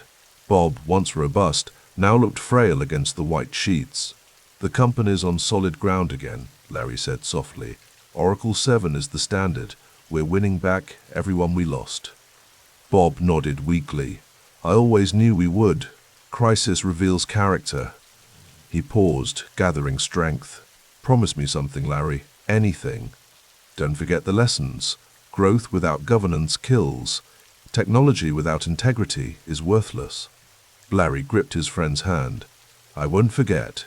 When Bob Miner died later that month, something fundamental shifted in Oracle's balance of power. The quiet, technical counterweight to Larry's aggressive style was gone. The partnership that had steered Oracle from garage startup to global corporation had ended. At the memorial service, Larry stood alone at the podium, surveying the sea of faces. Employees past and present, competitors, friends, family, all gathered to honor the man who had made Oracle's technology work. "Bob Miner wrote the code that built an industry," Larry said, his voice steady despite the emotion. "But more than that, he built character into everything he touched. He understood that how you build something is as important as what you build." In the months that followed, Larry consolidated his position at Oracle's center. Without Bob's moderating influence, his vision became increasingly dominant. The company continued its recovery, but with a harder edge, a more combative stance toward competitors, particularly Microsoft. By late 1994, Oracle had weathered its most serious challenge. The stock, once decimated, had recovered much of its value. Oracle 7 had re-established the company's technical credibility. The governance reforms initiated during the crisis had taken root. Larry stood on the balcony of his Atherton estate, watching the sunset paint the sky in shades of amber and gold. The Japanese gardens below, meticulously designed to create harmony and balance, reflected his evolving philosophy of leadership. The crisis of 1990 had taught him that even the most brilliant vision required structure and discipline to sustain it. Oracle had nearly died from success, from growing too fast without the controls to manage that growth. The lesson was carved into the company's DNA now. Governance matters. As darkness fell over Silicon Valley, Larry Ellison contemplated the path ahead. Microsoft loomed as the defining competitive threat. The enterprise software landscape was consolidating. The internet was emerging as a disruptive force, and Oracle, battle-tested and resilient, was ready for the next chapter. The company that had lied had become the company that survived. And in Silicon Valley's unforgiving ecosystem, survival was the ultimate vindication. The lights of Silicon Valley glimmered below as Larry Ellison stood at the panoramic windows of Oracle headquarters, hands clasped behind his back. The sprawling campus in Redwood Shores had become his domain, a testament to the database empire he'd built from nothing.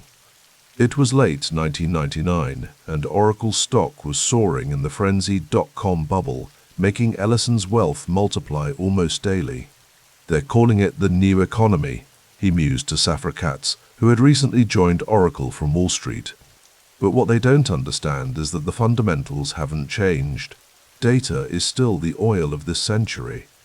Katz, with her precise banker's mind and unflinching pragmatism, nodded. She had observed Ellison carefully since her arrival, recognizing in him a ruthlessness that mirrored her own. "Microsoft understands that too," she replied. "Gates is watching our every move." "Let him watch," Ellison said.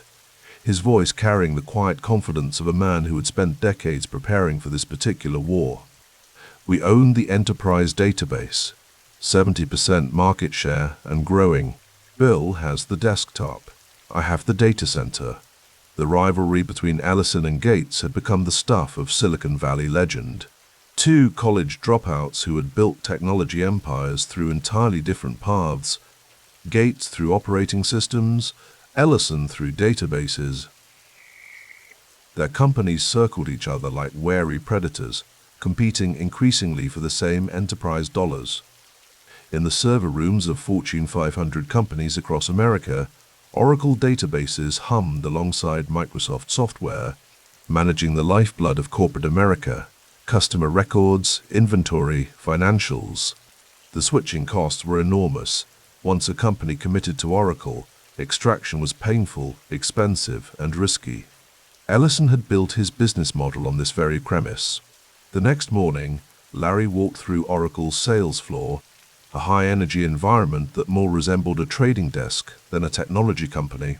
Former IBM salespeople, recruited for their enterprise relationships and aggressive closing skills, worked the phones with military precision. "You're telling me you're considering Microsoft SQL Server?" one salesperson was saying, voice lowered conspiratorially. "I understand budget concerns, but let me walk you through the hidden costs you'll face in year 2. The migration failures alone." This was FUD, fear, uncertainty, and doubt, a strategy Oracle had refined to an art form. Ellison didn't just tolerate it, he encouraged it. The sales culture he had built was unashamedly mercenary, focused on winning at all costs. Jeff Henley, Oracle's CFO, fell into step beside Larry. "The numbers for this quarter are looking strong," he said quietly. "Wall Street's going to be pleased." "Numbers are never strong enough," Ellison replied. "Microsoft is building Azure. They're coming for our territory." Henley had learned not to be surprised by Ellison's awareness of competitive threats. Larry consumed competitive intelligence voraciously, keeping mental dossiers on every rival CEO, their strengths, their weaknesses, their predictable moves and countermoves. "We need to extend beyond the database," Larry continued. "Applications, middleware, the entire enterprise stack. It's not enough that we win, everyone else must lose." That philosophy, often quoted in business magazines, had become Ellison's calling card. It wasn't just bombast, it was his genuine worldview. Business was zero-sum, and Oracle would be the last company standing. By 2000, the dot-com bubble was beginning to show signs of strain. Internet startups with no revenue model were seeing their valuations questioned. But Oracle, with its steady enterprise customer base and recurring support revenues, was positioned to weather the coming storm. In a glass-walled conference room overlooking San Francisco Bay, Ellison met with his executive team. The room was minimalist in design, reflecting Larry's aesthetic preference for Japanese simplicity. A student of samurai culture, he had incorporated its principles into his business philosophy: discipline, single-minded focus, and the willingness to strike decisively. "The market's getting jittery," said Safra Katz, who had quickly become one of Ellison's most trusted lieutenants. "Tech stocks are volatile." "Let them crash," Ellison replied. "We'll be buying, not selling." He walked to the whiteboard and sketched a diagram of the enterprise software market. "Oracle is here," he said, circling the database layer. "We own the foundation. But we need this." He drew lines upward. "Applications, middleware, the entire stack." "Build or buy?" asked one executive. "Both," Ellison responded without hesitation. "But buying is faster." Safra Katz smiled slightly. This was why she had come to Oracle from banking, to orchestrate exactly this kind of expansion. She understood leverage, debt financing, and hostile takeovers. The enterprise software industry was fragmented, filled with companies that could be acquired and integrated into Oracle's growing empire. The dot-com crash of 2000 hit with full force, wiping out trillions in market value. Tech companies failed daily, office furniture flooding the secondary market as startups liquidated assets. But in the executive dining room at Oracle, the mood was calculating rather than panicked. The crash gives us leverage, Ellison explained to his inner circle over a lunch of sushi and sake. Valuations are resetting. M&A opportunities will multiply. Ray Lane, who had helped rescue Oracle during its accounting crisis in the early 1990s, voiced concerns about integration risks. Acquisitions fail more often than they succeed. That's because most acquirers are sentimental, Ellison countered. They try to preserve what they buy. We're not making that mistake. Lane and Ellison had been growing apart, their management styles increasingly at odds. Within a year, Lane would depart, unable to reconcile himself to Ellison's absolute authority. Larry would miss his operational skills, but not his restraining influence. In his Woodside estate, modeled after a 16th-century Japanese emperor's residence, Ellison sat in his meditation garden, the sounds of a small waterfall masking the hum of Silicon Valley in the distance. The property reflected his growing wealth: Japanese artifacts, museum-quality art, impeccable craftsmanship. His yacht racing had intensified as well, with Oracle-sponsored vessels competing at the highest levels of the sport. A house manager appeared silently at the garden's edge. "Mr. Gates is on the phone for you, sir." These occasional calls between the two rivals were part competitive intelligence, part mutual respect between gladiators. Their public posturing masked a private recognition that they were playing the same game, just on different boards. "Bill," Ellison said, taking the cordless phone, "to what do I owe the pleasure?" "Just checking if you're weathering the NASDAQ storm," Gates replied, his voice carrying the slightly rushed quality that had become his trademark. "Microsoft is focusing on enterprise services more than ever." "I've noticed," Larry said dryly, "your SQL Server team is getting aggressive in their marketing." "Competition is good for innovation," Gates offered diplomatically. "Competition is good for the winner," Ellison countered. "The loser finds little comfort in having participated." After the call, Ellison remained in the garden, contemplating his next moves. Microsoft was the competitor he respected most: methodical, patient, and ruthlessly effective. They had won the desktop operating system war. He would not cede the enterprise data center without an existential fight. By 2003, Ellison had commissioned an authorized biography, Software, by Matthew Simmons. It was a calculated move, allowing him to shape his own mythology while appearing transparent. The book portrayed him as brilliant, difficult, visionary, and uncompromising. He insisted that his unedited comments appear as footnotes throughout the text, ensuring his perspective would frame even the most unflattering anecdotes. "Why give this kind of access?" asked Safra Katz during a private conversation in Ellison's office.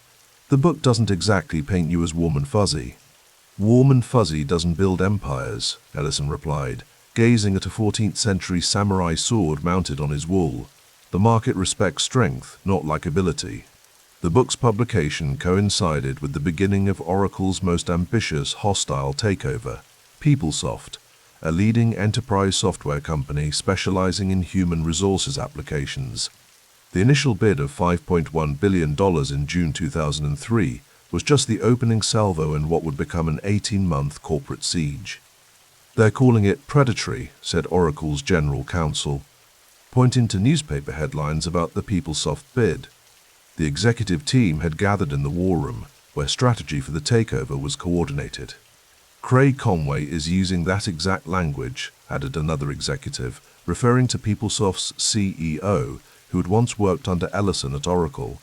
"He's making it personal." "It is personal," Ellison replied calmly. "Conway knows our playbook because he helped write it, but he's forgotten who the teacher was." The Department of Justice soon moved to block the merger on antitrust grounds, arguing that combining Oracle and PeopleSoft would reduce competition in the enterprise software market. This triggered a lengthy legal battle that would test Oracle's resolve and Ellison's patience. "The DOJ doesn't understand the market," Ellison told Katz after one particularly frustrating court session. "They're defining it too narrowly. SAP is a major competitor. Microsoft is entering the space. There's more competition than ever. We'll need to make that case convincingly," Katz replied. Her background in investment banking had prepared her well for the intricacies of M&A combat. The court needs to see the broader landscape. As the PeopleSoft battle raged, Oracle's corporate culture came under increasing scrutiny. Business publications used terms like frat house and gladiatorial to describe the environment Ellison had fostered. Several harassment suits from the 1990s resurfaced in media reports, creating reputational challenges. In a rare moment of self-reflection, Ellison discussed this with his executive assistant while reviewing his schedule one morning. "They say I've created a culture that's too aggressive," he mused. "What do you think?" she asked, having earned the right to such directness through years of loyal service. "I think I've created a culture that wins," he replied after a moment. "We hire athletes, people who are competitive, who hate losing, who push themselves beyond normal limits. That creates tension, yes, but it also creates excellence."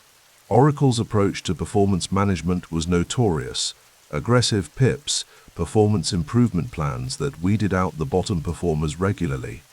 The system was designed not just to remove underperformers, but to keep everyone operating with a healthy fear of failure. "Other companies talk about being the best," Ellison often said. "We actually measure it, reward it, and require it." In his rare quiet moments, usually sailing on San Francisco Bay where he could escape the constant connectivity of Silicon Valley, Ellison contemplated his legacy. He had built Oracle from nothing into a company with tens of thousands of employees and billions in revenue. His database technology ran the operations of governments, corporations, and institutions worldwide. Yet public perception often focused on his competitive nature, his litigiousness, his apparent need to dominate rather than merely succeed. "The not enough that we win," quote, had taken on a life of its own, repeated in business schools and boardrooms as either a cautionary tale or an aspiration, depending on one's perspective. What few understood was that for Ellison, this wasn't about ego or cruelty. It was about clarity. In his worldview, markets naturally consolidated toward monopoly or duopoly. Fighting this natural evolution was sentimental and ultimately futile. The only rational strategy was to ensure you were the consolidator rather than the consolidated. By late 2004, the legal obstacles to the PeopleSoft acquisition were beginning to clear. The company had raised its offer multiple times, eventually reaching $10.3 billion. Conway had been removed as PeopleSoft's CEO, weakening the company's resistance. In a meeting with Oracle's board, Ellison and Katz presented the endgame strategy. "We've outlasted them," Katz explained, her command of the financial details absolute. "Their shareholders are tired, the price is fair, the legal barriers are falling." Ellison nodded. "PeopleSoft gives us the HR applications we need. It expands our customer base, and it demonstrates that we can complete even the most contentious acquisitions." This last point was perhaps the most important. The PeopleSoft battle would establish a template for Oracle's expansion strategy for years to come. The message to the market was clear: resistance was expensive and ultimately futile. As 2004 drew to a close, Larry Ellison stood once again at the windows of his office, looking out at the Oracle campus and the bay beyond. The company he had built now employed over 40,000 people, with products spanning the entire enterprise software stack. The database that had been Oracle's foundation remained the market leader, its dominance cemented by high switching costs and enterprise inertia. Microsoft remained a formidable competitor, but Oracle had successfully defended its core territory while expanding into new markets. The PeopleSoft acquisition, while not yet complete, was clearly heading toward Oracle's victory. Safra Katz joined him at the window, handing him a report with the latest projections. "The next decade will be interesting," she said. "Cloud computing is coming. Open-source databases are improving." "Evolution never stops," Ellison replied. "The winners adapt." He turned from the window, ready for the next battle. In Larry Ellison's world, victory was never final, merely a platform from which to launch the next campaign. The war room was waiting, strategies were being formulated, competitors were being analyzed. The game continued, and he had no intention of doing anything but winning.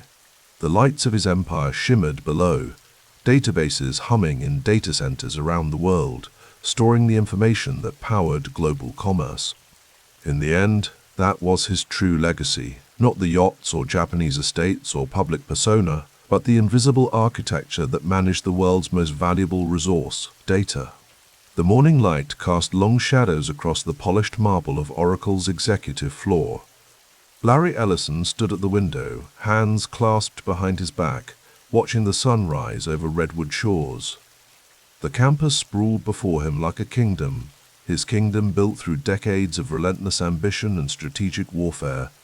The reflection in the glass showed a man in his early 60s, still lean, still hungry, despite a fortune that placed him among the world's wealthiest. His dark hair was now threaded with silver, his face more weathered, but the eyes remained unchanged, calculating, intense, ever vigilant for opportunity or threat. On his desk sat the final paperwork for Oracle's acquisition of PeopleSoft, the culmination of an 18-month battle that had cost $10.3 billion. The hostile takeover had been brutal, even by Silicon Valley standards, with the Department of Justice attempting to block it on antitrust grounds and failing. The victory was complete, the spoils significant. "They said we couldn't do it," he murmured to himself. "They always say that." His phone buzzed. Safra Katz, his trusted lieutenant, was calling. "The integration teams are ready," she said without preamble when he answered. "HR has the severance packages prepared." Larry paused, remembering the press conferences where he'd assured PeopleSoft employees there would be no mass layoffs. The market expected synergies, however. Shareholders demanded returns. "Proceed as planned," he said. 5,000 as we discussed. Make sure the warn notices are properly filed. After hanging up, he poured himself a cup of green tea, a habit adopted during his deepening appreciation of Japanese culture. His collection of samurai artifacts had grown considerably in recent years, the discipline and aesthetic of the warrior class resonating with his own self-image. Business journals had taken to calling him the Samurai CEO, a moniker he privately enjoyed. David Boies sat across from Larry in a private dining room at Alexander's Steakhouse in Cupertino. The renowned attorney had become Oracle's legal sword, his intellect and courtroom ferocity matching Ellison's business philosophy: attack decisively, defend ruthlessly. "The Department of Justice is going to challenge the Sun acquisition," Boies said, cutting precisely into his rare file. "The European Commission as well." Larry nodded, unsurprised. The $7.4 billion bid for Sun Microsystems represented his most ambitious move yet, a play for hardware. For Java, for MySQL, for a complete technology stack from silicon to application. "Let them challenge," he replied. "Sun is bleeding cash. By the time the regulators finish their deliberations, there won't be much left to save if we walk away." Boies smiled thinly. "I've prepared arguments focusing on IBM and Microsoft as the real competitive threats. We'll position Oracle as the underdog saving American innovation. And MySQL will make commitments about maintaining its open-source nature, commitments that leave us room to maneuver later." Larry swirled the Cabernet in his glass.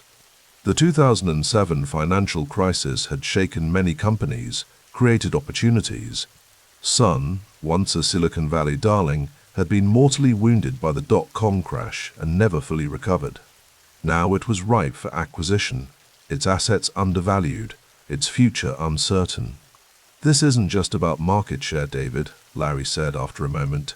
"Java runs on billions of devices. Whoever controls Java has leverage over the entire software ecosystem, including Google," Boies noted. "Their Android platform relies heavily on Java APIs." "Yes," Larry's eyes narrowed slightly. "They should have licensed it properly.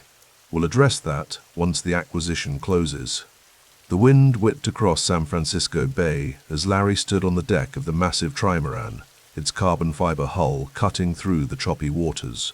Oracle Team USA was preparing for the 2010 America's Cup, and he had spared no expense.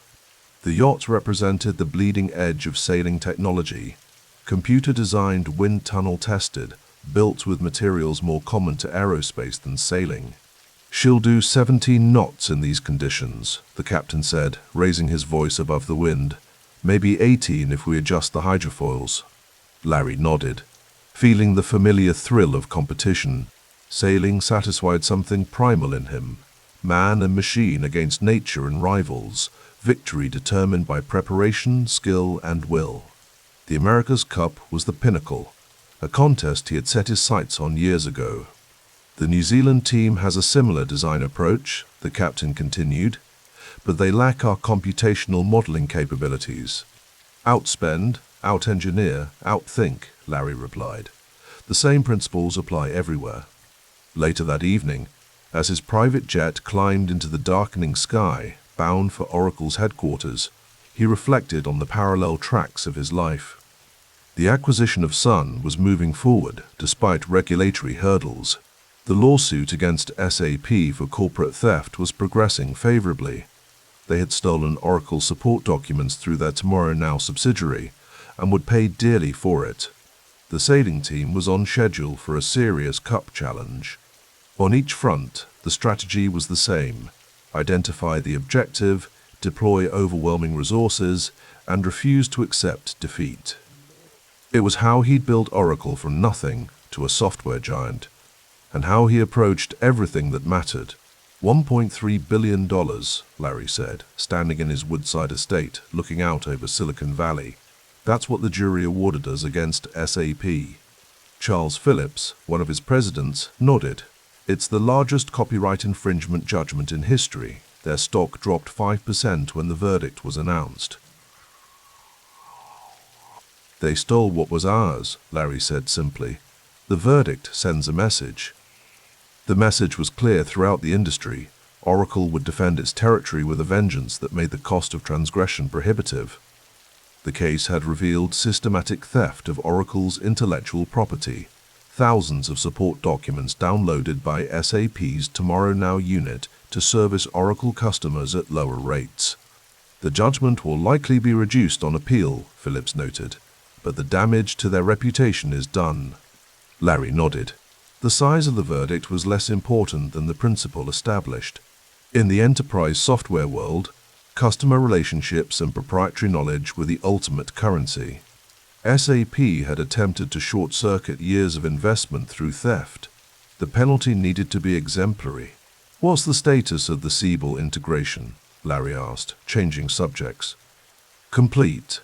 The CRM market share gains are holding. Salesforce attrition was higher than projected, but we retained the key accounts." Larry smiled slightly. The $5.85 billion acquisition of Siebel Systems in 2006 had consolidated Oracle's position in customer relationship management software, eliminating a key competitor and bringing valuable clients into the Oracle ecosystem. It was part of a deliberate strategy growth through acquisition rather than purely organic development. And BEA, the middleware integration, is on track. $8.5 billion well spent. Each acquisition followed the same playbook: identify strategic targets, move decisively, integrate ruthlessly, retain customers while eliminating redundant costs. The market had questioned the PeopleSoft acquisition, then Siebel, then BEA Systems. Each time, the synergies had materialized, and Oracle had emerged stronger. "The future isn't in organic growth," Larry said. "Not exclusively. Building everything yourself is too slow. The companies with the courage to acquire and integrate will dominate." The verdict came down in August 2010.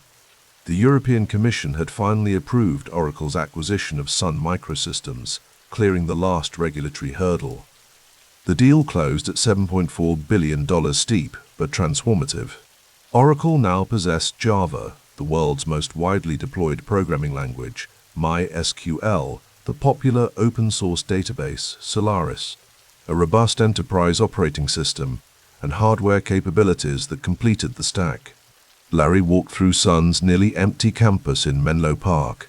The once vibrant halls felt like a mausoleum, the inevitable result of pre-acquisition uncertainty and post-acquisition reality.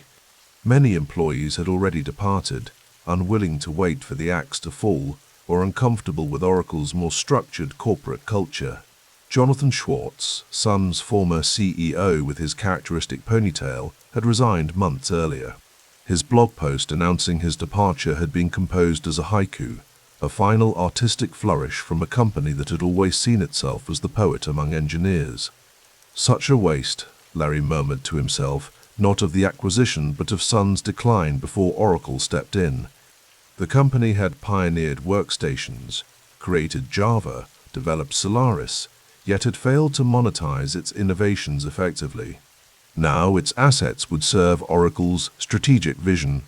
John Fowler, one of the few Sun executives retained, met him in what had been the executive briefing center. "The hardware teams are concerned," Fowler said directly. "They're hearing rumors of massive cuts." "Some cuts are necessary," Larry replied. "But we didn't buy Sun to dismantle it. We bought it to build something larger." It was partially true. The software assets, particularly Java, were the crown jewels, but Larry had larger ambitions. He envisioned integrated systems, optimized stacks where Oracle controlled every layer from silicon to application. Software and hardware, engineered to work together, would become the new mantra. "The Spark processor roadmap continues," he assured Fowler. "Tell the engineers we're increasing investment, not decreasing it." Whether this would prove true in the long run remained to be seen. The hardware business operated on fundamentally different margins than enterprise software. For now, however, the commitment was genuine, a necessary step in the evolution of Oracle from database company to complete technology provider. The autumn evening was mild in San Francisco as Larry's car pulled up to the Saint-Saëns Francis Yacht Club.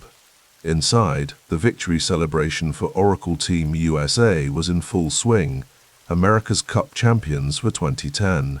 The trophy itself stood on display, an ornate silver pitcher that represented the oldest international sporting trophy still awarded today. Larry entered to applause. The team members, sponsors, and sailing luminaries raised their glasses in salute to the man whose resources and determination had brought the cup back to American shores. The victory had been comprehensive, the technological edge decisive, a vindication of his approach. To Oracle Team USA, someone toasted, and to Larry, who made it possible. Larry accepted the accolades with a small smile. Winning the America's Cup had been a personal quest, separate from his corporate ambitions yet driven by the same competitive fire. The hundreds of millions spent developing the racing trimaran, hiring the best sailors, and supporting the campaign had been an investment in excellence.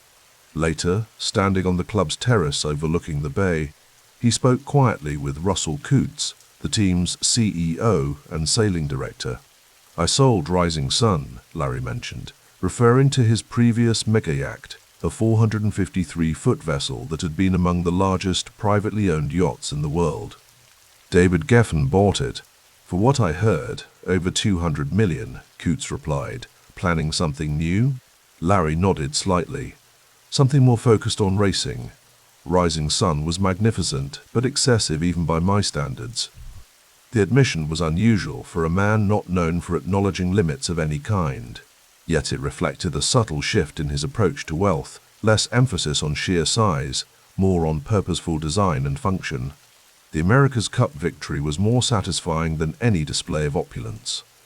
"We'll defend the Cup in 2013, Larry said, changing the subject. "I want an even more advanced design, something revolutionary." Coutts smiled. "Already working on concepts. The competition will be fiercer next time." "Good," Larry replied. "Victory means more when it's difficult." The wood-paneled boardroom at Oracle headquarters was silent as Larry concluded his presentation on the Sun Microsystems integration. The quarterly board meeting had focused heavily on the company's acquisition strategy and its results. "Questions?" he asked, surveying the directors. Jeff Henley, the chairman, spoke first. "The Sun acquisition is our largest gamble yet. Hardware margins are traditionally much lower than software. What makes you confident this diversification will succeed?" "We're not in the hardware business," Larry corrected. "We're in the systems business."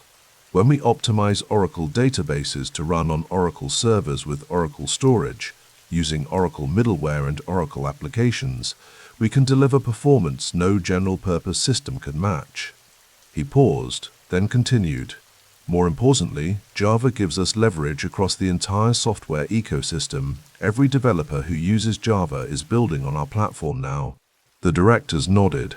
Oracle's stock had performed reasonably well despite the turbulent economy. The Great Recession had damaged many companies far worse than Oracle, whose recurring maintenance revenue provided stability even when new license sales slowed. And the litigation strategy? Another director asked. First, SAP, and I understand we're preparing action against Google regarding Java. Intellectual property is our most valuable asset, Larry replied firmly. We will defend it vigorously. The SAP verdict confirms that the courts recognize the value of what we create. The meeting concluded with approval for the next phase of integration and the proposed legal actions. As the directors filed out, Larry remained seated, reviewing notes for his next appointment. A strategy session on cloud computing. The industry was changing. Amazon Web Services had launched in 2006, offering computing resources on demand. Salesforce.com was proving the viability of software as a service.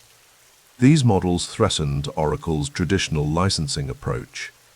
Larry didn't appear concerned externally, often dismissing cloud computing as a fad or a rebranding of existing concepts. Privately, however, he recognized the shift. Oracle would need to adapt carefully, strategically, without cannibalizing its core business prematurely. For now, the acquisition strategy has proven its worth. From PeopleSoft to Sun, Oracle had grown more through corporate conquest than organic development. Each victory had added customers, technology, and market share. Each had confirmed Larry's belief that boldness, properly directed, was the surest path to dominance. As evening fell over Redwood Shores, the Oracle campus remained illuminated, thousands of windows glowing like circuits on a motherboard. Inside, engineers worked on integrating disparate technologies into coherent systems. Lawyers prepared arguments for coming battles. Salespeople developed strategies to convert acquired customers to the Oracle roadmap. And at the center of it all, Larry Ellison plotted the next move in his decades-long game of corporate chess, patient, methodical, and absolutely determined to win. The azure water of Lanai's Hulapo Bay glittered beneath the Hawaiian sun as Larry Ellison's Gulfstream G650 began its descent. From his window, he observed the crescent beach, the verdant hills, and the distant silhouette of the Four Seasons Resort. But unlike the countless wealthy visitors who had come before him, Ellison wasn't just arriving for a vacation. He was coming home to an island that was now almost entirely his.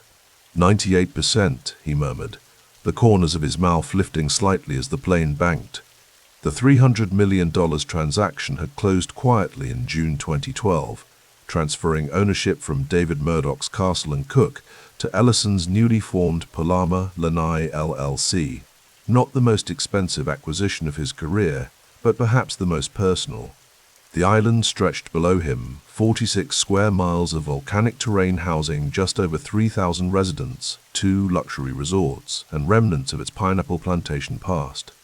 Unlike his Silicon Valley competitors who built virtual empires, Ellison had acquired something tangible, a place where transformation could be seen and touched, where abstract wealth became concrete reality. Mr. Ellison, we'll be landing in 5 minutes, the pilot's voice crackled through the cabin intercom. Larry nodded, adjusting his watch. At 67, he remained lean and fit, his face weathered but vital. His dark eyes, always calculating, always observing, surveyed the landscape with the same intensity that had allowed him to build Oracle into a technological juggernaut over the previous 3 decades. After landing, Ellison was greeted by Kurt Matsumoto, whom he had appointed to lead Palama Lanai.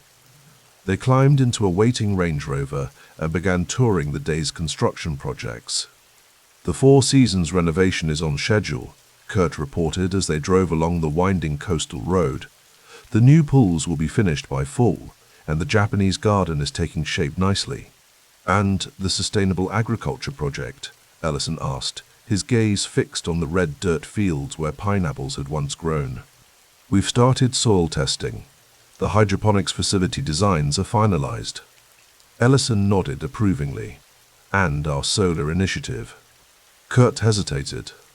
There's been some complications with the Tesla partnership. Their solar city integration is creating delays. A flash of irritation crossed Ellison's face. He had envisioned Lanai as a sustainability showcase, an island powered entirely by solar energy with cutting-edge battery storage systems. The plan had been formulated with Elon Musk, a relationship that blended friendship with the complex dynamics of two tech titans. Get me the details. I'll call Elon myself, he said, his voice betraying no emotion despite his disappointment. As they drove through Lanai City, the island's only town, with its plantation-era buildings and towering cook pines, residents waved or nodded respectfully. Some smiled genuinely, others displayed a more reserved acknowledgement. Ellison understood both responses. He wasn't naive about the feudal dynamic his ownership created. One man controlling virtually everything: the hotels, the grocery store, the water company, housing developments, and most employment opportunities. They're cautious, Kurt acknowledged, following Ellison's gaze toward a group of locals gathered outside the town's small coffee shop. But the jobs we're creating, that matters. It's not enough to create jobs, Ellison replied, his voice soft but deliberate. We need to create a sustainable future. Their children should have reasons to stay, not just jobs serving tourists. Later that evening, Ellison stood alone on the lanai of his private residence overlooking Hulupo Bay. The sun was setting, casting orange-gold light across the water.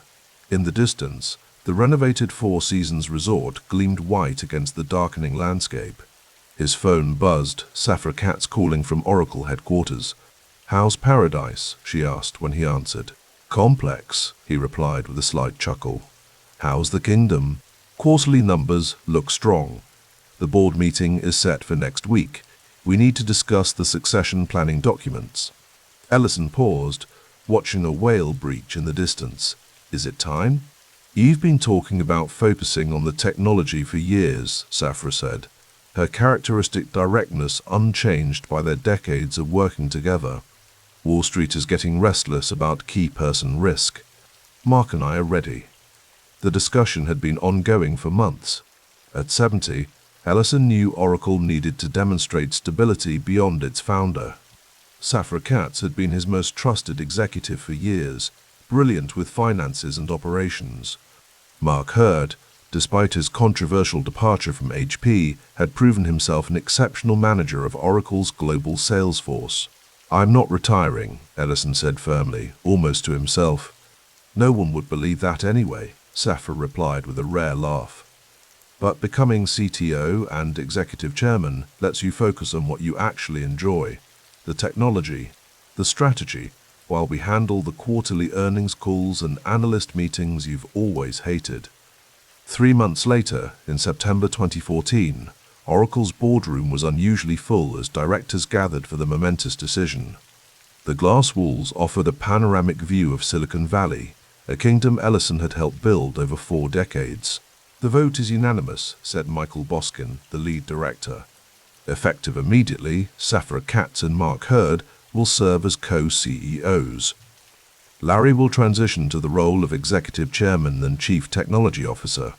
Ellison nodded, his expression revealing little of his inner thoughts. After the meeting, he walked the Oracle campus alone, past the artificial lake he'd insisted on building years earlier. Employees nodded respectfully as he passed. Some seemed surprised to see him walking without an entourage. That evening, he called his son David from his Japanese-inspired estate in Woodside. The property, worth tens of millions, reflected Ellison's appreciation for the aesthetic principles of wabi-sabi: controlled imperfection, natural materials, and disciplined minimalism. "It's done," he said when David answered. "How does it feel?" asked his son, who had built Skydance Media into a Hollywood production powerhouse. Ellison considered the question as he watched koi fish swim in the meditation pool outside his window. Like shedding a suit that never quite fits, he finally said. I built Oracle to solve technological problems, not to manage Wall Street expectations. Will they let you focus on the technology? David's question carried the weight of someone who understood his father's difficulty relinquishing control. They don't have a choice, Ellison replied with a hint of his characteristic confidence. Cloud infrastructure is our future. Oracle needs to accelerate our transition, or Amazon and Microsoft will eat our lunch. The conversation shifted to David's latest film projects, and then to Megan's Annapurna Pictures productions. Ellison listened with the complex emotions of a father who had provided his children with resources and opportunities while simultaneously creating an environment of high expectations and competitive drive. Your sister's film got nominated for another Oscar, he noted. 3, actually, David corrected. She's doing remarkable work. Ellison nodded, pride mixing with the awareness that his relationships with his children carried the complications of his driven personality and frequently absent parenting.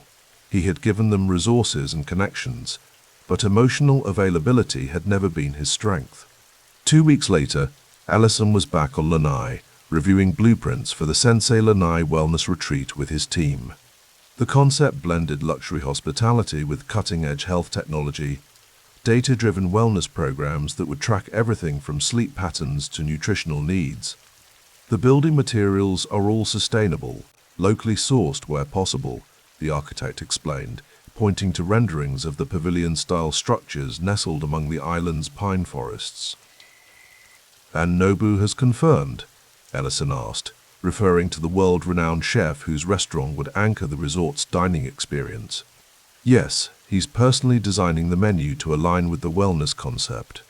Ellison nodded approvingly, his vision for the property taking shape.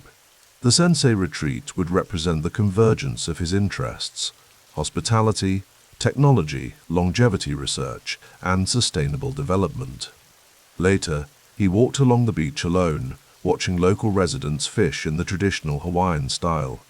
One elderly man nodded respectfully as Ellison passed. "Good fishing today?" Ellison asked, stopping to admire the man's catch. "Not bad," the fisherman replied. "Better before the hotels came. But still good." He studied Ellison for a moment. "You're the one who bought our island." Ellison nodded. "Most of it, yes. My grandfather worked the pineapple fields. My father too. Now my son works at your hotel." The man's tone carried no judgment, merely stating facts. "Is that better or worse?" Ellison asked, genuinely curious. The fisherman shrugged. "Different, cleaner work, better pay." He paused, but when one man owns almost everything, he let the sentence hang unfinished between them. Ellison understood the implicit concern. "I want to build something sustainable here, something that will last beyond me." "All howls say that," the man replied, using the Hawaiian term for outsiders, "but most just take what they want and leave." "I'm not leaving," Ellison said simply. "I'm making this my home too." The fisherman nodded non-committally and returned to his work, leaving Ellison to continue his walk along the shore. That night, in his beachfront home, Ellison reviewed financial documents for his foundation. The Ellison Medical Foundation, established in 1997, had focused on aging research and infectious diseases. Now, after nearly 2 decades, he was planning to restructure it as the Lawrence Ellison Foundation, with an expanded mission integrating his interests in medical science, sustainability, and education. His phone rang. Elon Musk calling from California. "Larry, I've been meaning to call about the Lanai solar project," Musk began. "We're hitting some integration challenges with the Solar City acquisition." "So I've heard," Ellison replied, his tone neutral despite his disappointment. "Timeline?" "Realistically, 18 months minimum before we can break ground on the scale we discussed." Ellison's silence spoke volumes. "I know it's not what you wanted to hear," Musk continued, "but the battery technology needs refinement for an island-wide system." After they hung up, Ellison stepped onto his lanai, listening to the waves break against the shore. The island's electricity still came primarily from diesel generators, an antiquated, polluting system he had promised to replace. Another promise to the island that would be delayed. Back in California the following month, Ellison met with the Oracle board at his Woodside estate. The Japanese-inspired garden created a serene backdrop for the discussions about the company's technology roadmap. "Our cloud infrastructure is still behind Amazon and Microsoft," he said bluntly. "As CTO, my priority is closing that gap." Safra Catz nodded. "We've allocated an additional $1.2 billion to cloud development for the next fiscal year." "It's not just about money," Ellison countered. "It's about architecture. Our customers need seamless migration paths from on-premises to cloud. The database is our strength. We leverage that advantage." The transition to co-CEOs had proceeded more smoothly than many analysts had predicted. Wall Street had initially responded with skepticism. Oracle stock dipped briefly after the announcement, but stabilized as Catz and Hurd demonstrated continuity and focus. "How are you finding the new role?" Michael Boskin asked Ellison as they walked through the garden after the meeting. Ellison considered the question, watching the small waterfall cascade over carefully arranged stones. "Liberating," he finally said. "I don't miss the quarterly earnings calls or the endless management meetings. And Safra and Mark?" "Executing well. Safra has always been my most trusted advisor. Mark knows how to drive a sales organization. Between them, they cover what needs covering." The truth, which Ellison kept to himself, was more nuanced. The CEO title had been surrendered, but his control remained largely intact. Major decisions still required his blessing. The technology direction remained firmly in his hands. The arrangement gave Oracle stability, while allowing him to focus on areas where he added the most value. As 2014 drew to a close, Ellison reflected on the transitions of the past 2 years, from Oracle CEO to CTO, from California resident to part-time Hawaiian islander, from solely a technology leader to a man experimenting with sustainable development and community building. On New Year's Eve, he hosted a small gathering at his Malibu Carbon Beach compound, a collection of properties assembled over years that formed one of the most valuable residential compounds on Billionaire's beach. The guests included a careful selection of friends, executives, and family. As midnight approached, Ellison stood on his deck overlooking the Pacific, listening to the conversations around him. Safra Catz was discussing Oracle's international expansion with a board member. His son David was describing Skydance's upcoming film slate to a group of interested listeners. In the distance, fireworks began to illuminate the coastline. "To new beginnings," said a voice beside him. It was his daughter Megan, offering him a glass of champagne. Ellison accepted it with a small smile, and continuing journeys.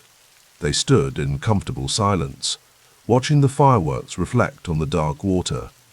Father and daughter, both intensely private, both fiercely driven in their respective fields.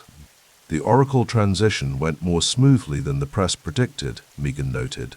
"The press rarely understands the long game," Ellison replied. As midnight struck and cheers erupted around them, Ellison contemplated the empire he had built, the technology company that had transformed global business, the island community he was attempting to reinvent, the foundation that would carry his legacy in medical research, the properties that represented his aesthetic vision, and the family relationships that, despite their complexities, remained central to his sense of purpose. The future held new challenges, accelerating Oracle's cloud transformation, realizing his vision for Lanai, restructuring his philanthropy. But standing there as a new year began, what Larry Ellison felt most acutely was not the weight of those responsibilities, but the freedom he had finally created to pursue them on his own terms. The late afternoon sun cast long shadows across Oracle's headquarters in Redwood Shores, the glass and steel structure reflecting orange and gold as day surrendered to evening. Larry Ellison stood at the window of his top-floor office, hands clasped behind his back, gazing out at San Francisco Bay. At 71, his face had weathered into sharp angles, but his eyes remained intensely focused, calculating the invisible geometries of business and technology that had defined his life. "They're saying we're late to the cloud," he murmured, not turning as Safra Catz entered the room. His longtime executive and now co-CEO placed a folder on his desk with quiet precision. "Wall Street always needs a narrative," she replied, her voice measured. "But they're missing what we're building." Larry turned, a slight smile forming at the corner of his mouth. Oracle Cloud Infrastructure. Not just another cloud, a better cloud, built from the ground up for enterprise workloads. The year was 2015, and the technology world had shifted dramatically. Amazon Web Services was rapidly expanding, growing at nearly 50% annually. Microsoft's Azure was leveraging decades of enterprise relationships to capture market share. The cloud was no longer coming, it had arrived, and Oracle, despite its dominance in database technology, found itself playing catch-up in a race it hadn't anticipated moving so quickly. "The market doesn't understand what we're doing," Larry continued, moving to his desk and opening the folder. "AWS wasn't built for Oracle workloads. We're building OCI to run mission-critical systems faster, more securely, and at lower cost. That's the wedge." Safra nodded. "The board meeting tomorrow will focus on acceleration. We need to commit more resources." "The future of this company depends on it," Larry replied, not with alarm but with the calm certainty that had characterized his major decisions over 4 decades. Later that evening, Larry's Gulfstream G650 cut through the darkening sky, banking gently as it approached San Jose. Inside the cabin, the subtle Japanese aesthetic he preferred, clean lines, minimal ornamentation, functional elegance, created an atmosphere of tranquility. He reviewed the NetSuite financials on his tablet, considering the possibilities. NetSuite had been founded by Evan Goldberg, a former Oracle executive Larry had mentored years earlier. Larry had been its earliest and largest investor, maintaining roughly 40% ownership over the years. Now, as Oracle needed to accelerate its cloud transition, bringing NetSuite into the fold made strategic sense. It would give Oracle immediate cloud DNA and expand its footprint in the mid-market, where Oracle had traditionally struggled. The acquisition would cost billions, $9.3 billion to be precise, when they eventually closed the deal in 2016. But Larry had always made his most significant bets on people he knew and trusted. Evan Goldberg represented that principle in its purest form. "It's not just about technology," Larry explained to Thomas Kurian, then Oracle's product development chief, as they met the following week at Larry's Japanese-inspired estate in Woodside. The home was surrounded by meticulously maintained gardens, koi ponds, and trees that framed the tennis court where Larry played daily. "It's about people who understand how to build and scale cloud services." Kurian nodded, taking notes as they walked the grounds. "NetSuite gives us immediate credibility, and it gives our customers a clear migration path," Larry added, "from on-premises to cloud, with Oracle standing behind every step." The acquisition would require careful governance. With his significant ownership stake in NetSuite, Larry would need to recuse himself from board deliberations. Independent directors would need to evaluate the deal, outside advisors brought in for fairness opinions. "We'll do this by the book," Larry insisted during a private conversation with Safra. "No shortcuts. The deal has to stand on its merit." In the spring of 2016, as the NetSuite acquisition progressed through its regulatory phases, Larry found himself contemplating legacy in a different form. The afternoon was unusually warm as his car pulled up to the University of Southern California campus.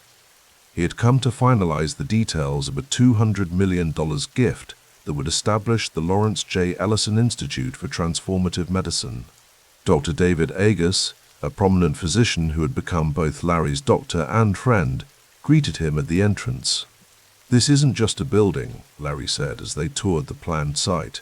"This is about bringing data science to medicine. Cancer treatment should be as precise as database queries." The institute would focus on immunotherapy, genomics, and proteomics, using data at massive scale to identify patterns invisible to the human eye. It reflected Larry's deepening interest in health sciences and life extension, but also his fundamental belief that complex problems yielded to computational approaches. "Medicine is the last major industry to be fully digitized," he explained to Agus as they reviewed architectural renderings. When it happens, the impact will be profound. By late 2016, the NetSuite acquisition had closed successfully. Wall Street remained skeptical about Oracle's cloud transition, but the building blocks were falling into place. OC. I was gaining traction with customers who needed to run large Oracle databases and enterprise applications in the cloud. The NetSuite purchase had brought valuable SaaS expertise into the company. Larry's daily routine remained largely unchanged, despite the strategic transformations underway. He awoke early, played tennis, and spent hours reviewing technical specifications and financial models. His wardrobe consisted primarily of casual designer clothes with the occasional blazer for meetings. His desk remained meticulously organized, a reflection of the Japanese minimalism he had studied and embraced over decades. The McLaren F1 in his garage, one of the world's fastest production cars, rarely moved. The same was true for his Lexus LFA and Acura NSX. The collection represented not ostentatious display, but appreciation for engineering perfection, machines designed with uncompromising standards and aesthetic clarity. Much like the samurai armor and Edo period screens that adorned his homes, these possessions reflected values rather than mere accumulation. In 2018, an unexpected opportunity emerged from Larry's personal connections. His friendship with Elon Musk had developed over years of conversations about technology, design, and the future. Both men shared a penchant for bold bets and public combat with critics. Both believed in vertical integration and end-to-end control of technology stacks. When Tesla found itself in turbulence following Musk's controversial funding-secured tweet, and subsequent SEC investigation, Larry saw both crisis and opportunity. Tesla isn't just a car company, Larry explained to his financial advisors as he prepared to make a significant investment. It's a battery company, an AI company, an energy company. Software is eating transportation just like it ate everything else. The investment, over $1 billion, represented a substantial commitment even for a man of Larry's wealth. By December 2018, he had joined Tesla's board of directors as part of the company's settlements with the SEC, which required new independent oversight. Some people think I'm crazy, Larry admitted during a private dinner with Mark Hurd, Oracle's co-CEO, alongside Safra Catz. They sat in the dining room of Larry's Woodside estate, the space illuminated by soft lighting that highlighted the Japanese artifacts displayed in minimalist niches. But I've known Elon for years. He delivers, eventually. Hurd, who had experienced both triumph and controversy in his own career, understood Larry's perspective. You've always bet on people and technologies you believe in, not diversification for its own sake. Exactly, Larry replied, swirling the sake in his cup. My worst investments have been when I tried to be conventional. The jet collection, maybe $200 million, that's basically a depreciating asset. The renewable energy initiative on Lanai that we had to scale back. But the big bets on technology and talented people, those have created billions. Indeed, Larry's wealth remained heavily concentrated in Oracle stock, approximately 60% of his net worth, supplemented now by Tesla and other technology investments, along with his real estate holdings in Malibu, Woodside, Palo Alto, Lake Tahoe, and, of course, the Hawaiian island of Lanai. By early 2019, Oracle's cloud transformation was showing promising results, though the company remained far behind AWS and Azure in market share. The NetSuite acquisition had proven valuable, bringing cloud-native DNA into Oracle's corporate culture. The Tesla investment was performing well as the company stabilized its production issues with the Model 3. On a clear spring morning, Larry stood on the tarmac at San Jose's private aviation terminal, watching his Gulfstream G650 being prepared for departure. He headed to Japan to visit art dealers specializing in Edo period screens and ceramics. The journey would combine business meetings with his personal passion for Japanese aesthetics and culture. Time is the scarcest resource, he remarked to his assistant as they boarded the aircraft. The G650 buys me more of it.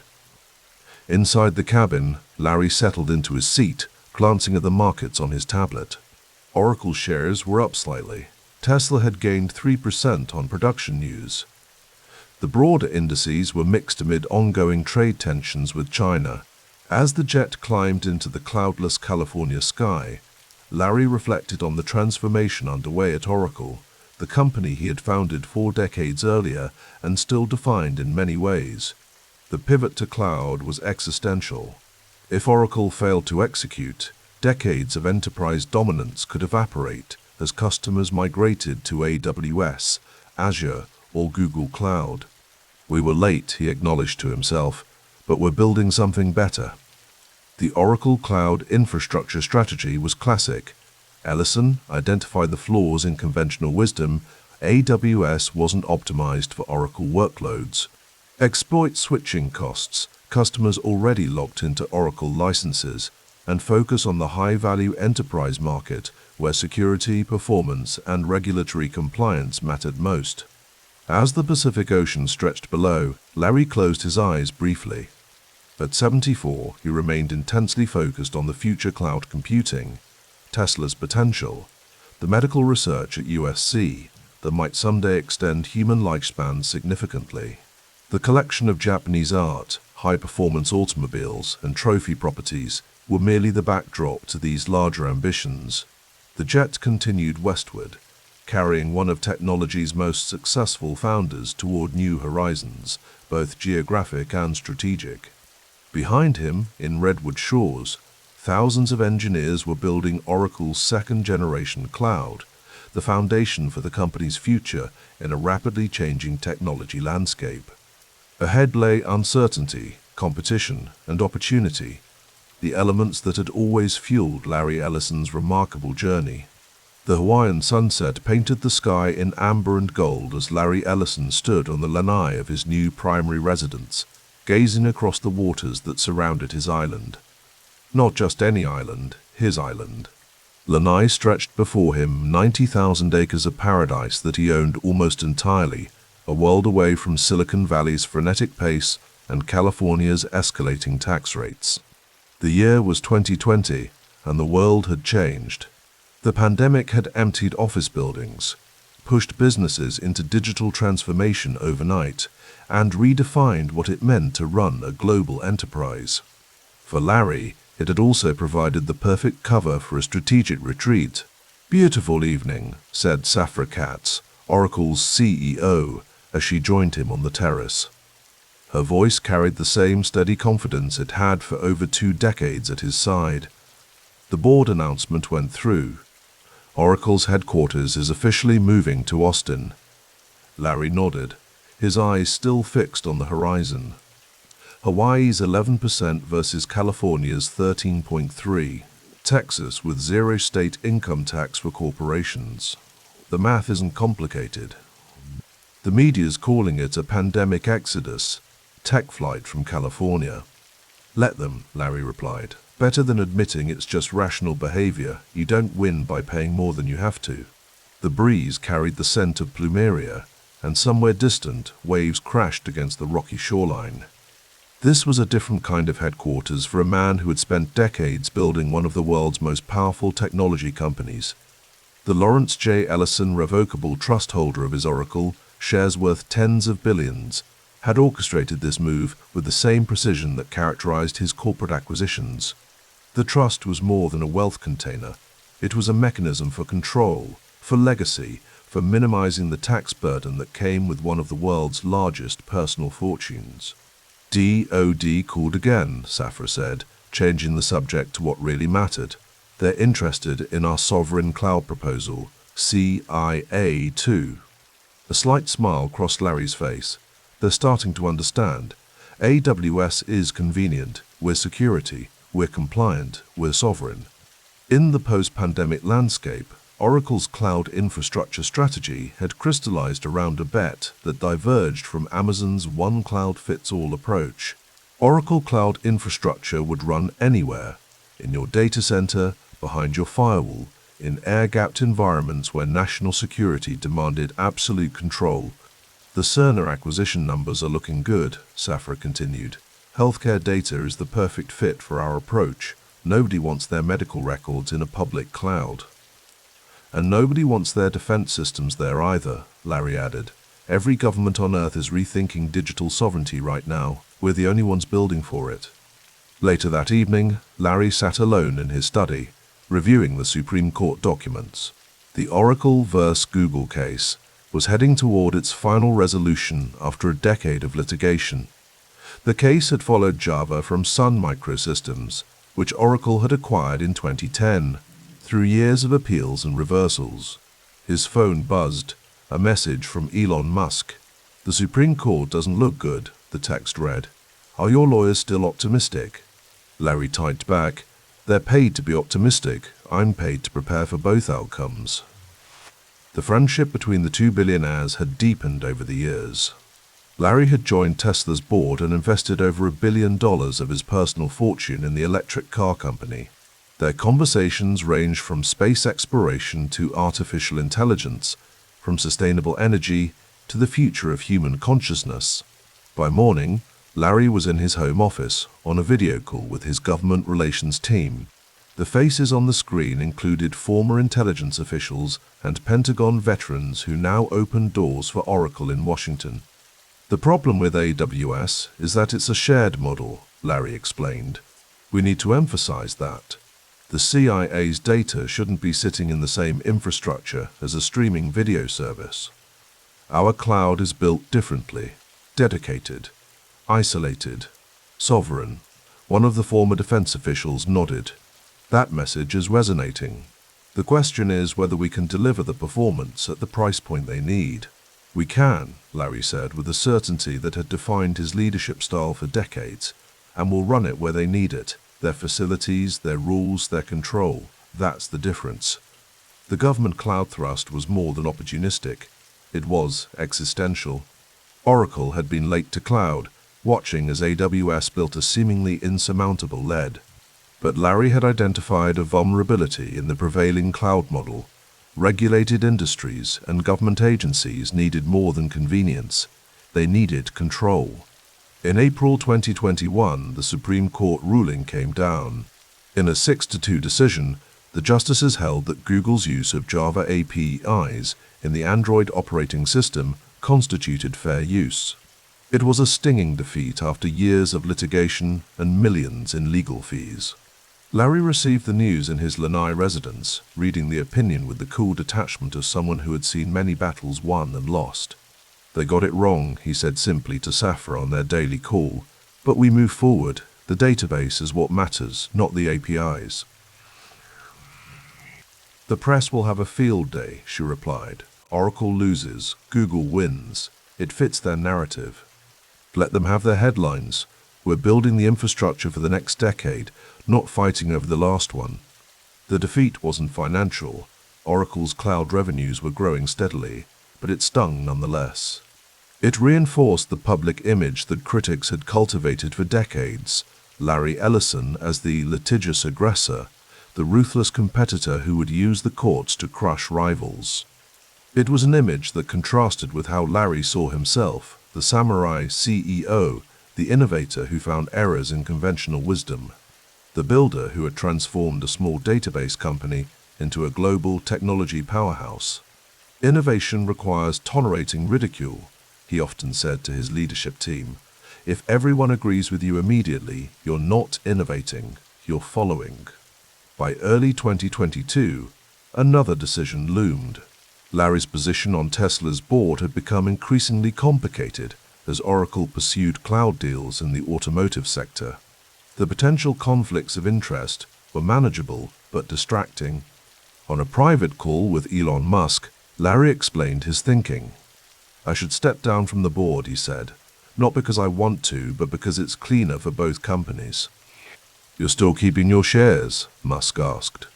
"Of course," Larry replied. "I believe in what you're building. This is about governance, not conviction."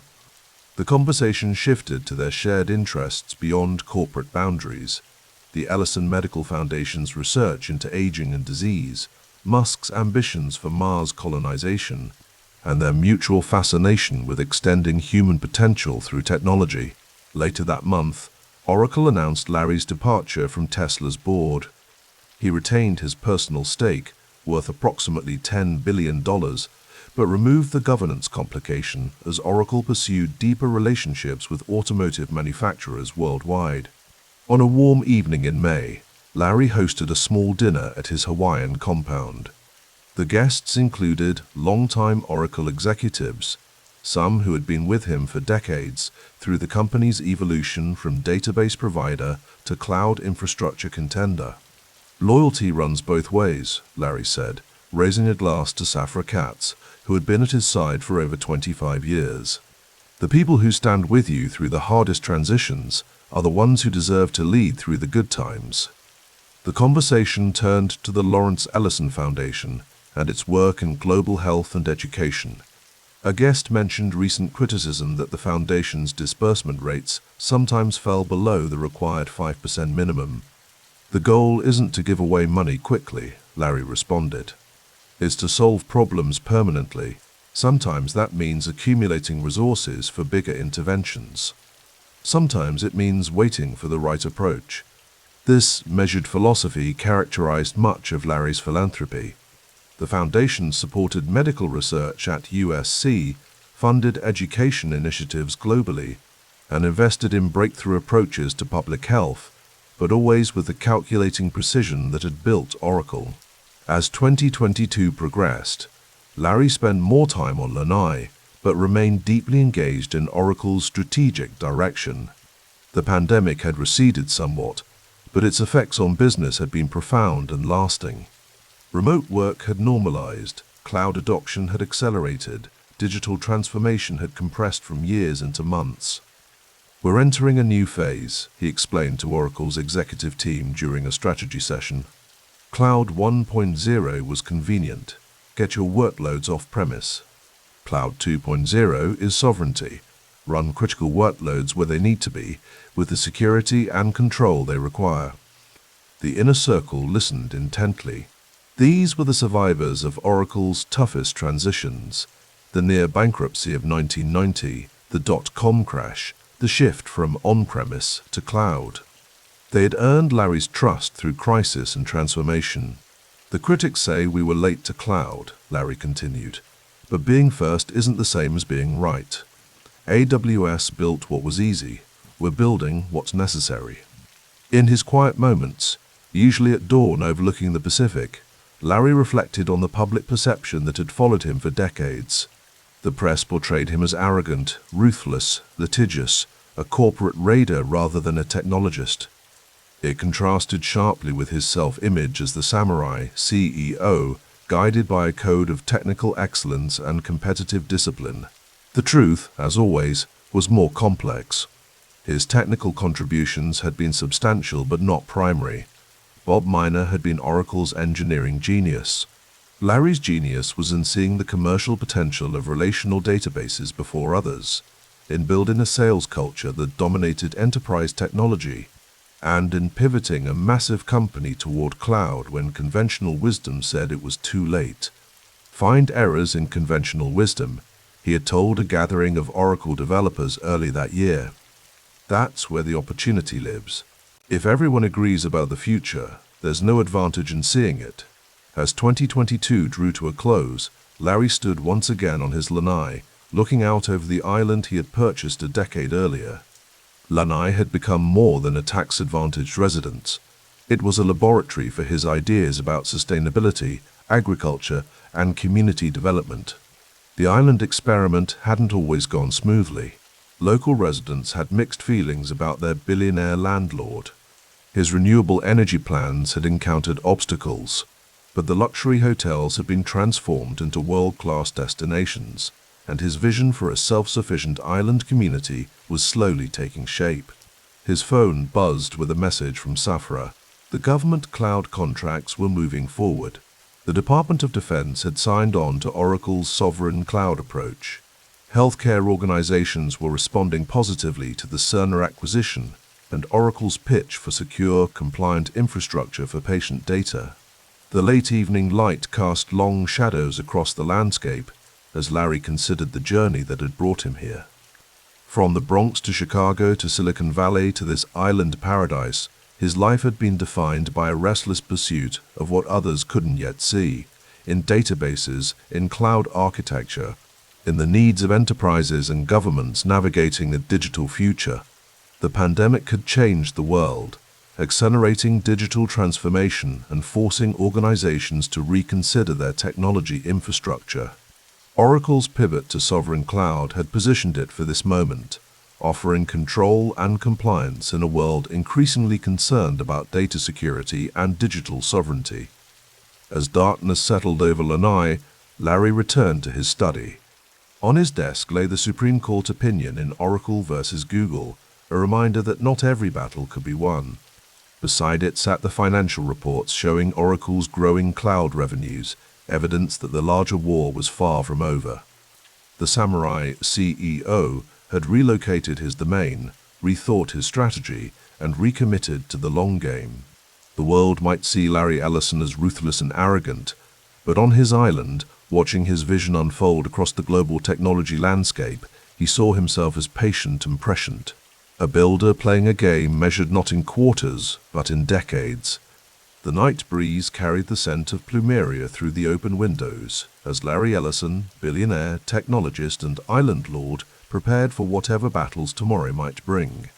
The desert evening sprawled across the horizon, painting the sky in hues of amber and violet as Larry Ellison stood on the balcony of his Austin residence.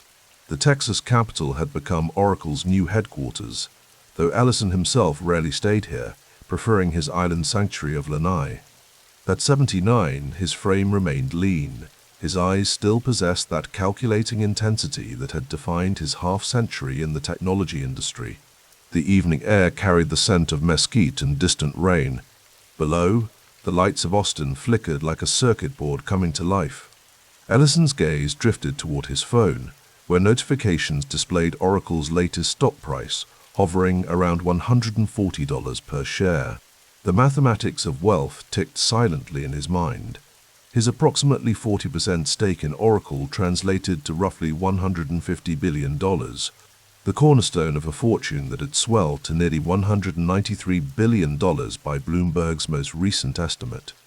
"The numbers never lie," he murmured, taking a sip from his Japanese ceramic cup. The tea was cold now, forgotten during his contemplation of the AI revolution reshaping the landscape he had helped build. Inside, his assistant placed a folder on his desk. "The final numbers for the NVIDIA deployment, Mr. Ellison, and Ms. Katz mentioned she'll be ready for the call in 10 minutes. Ellison nodded.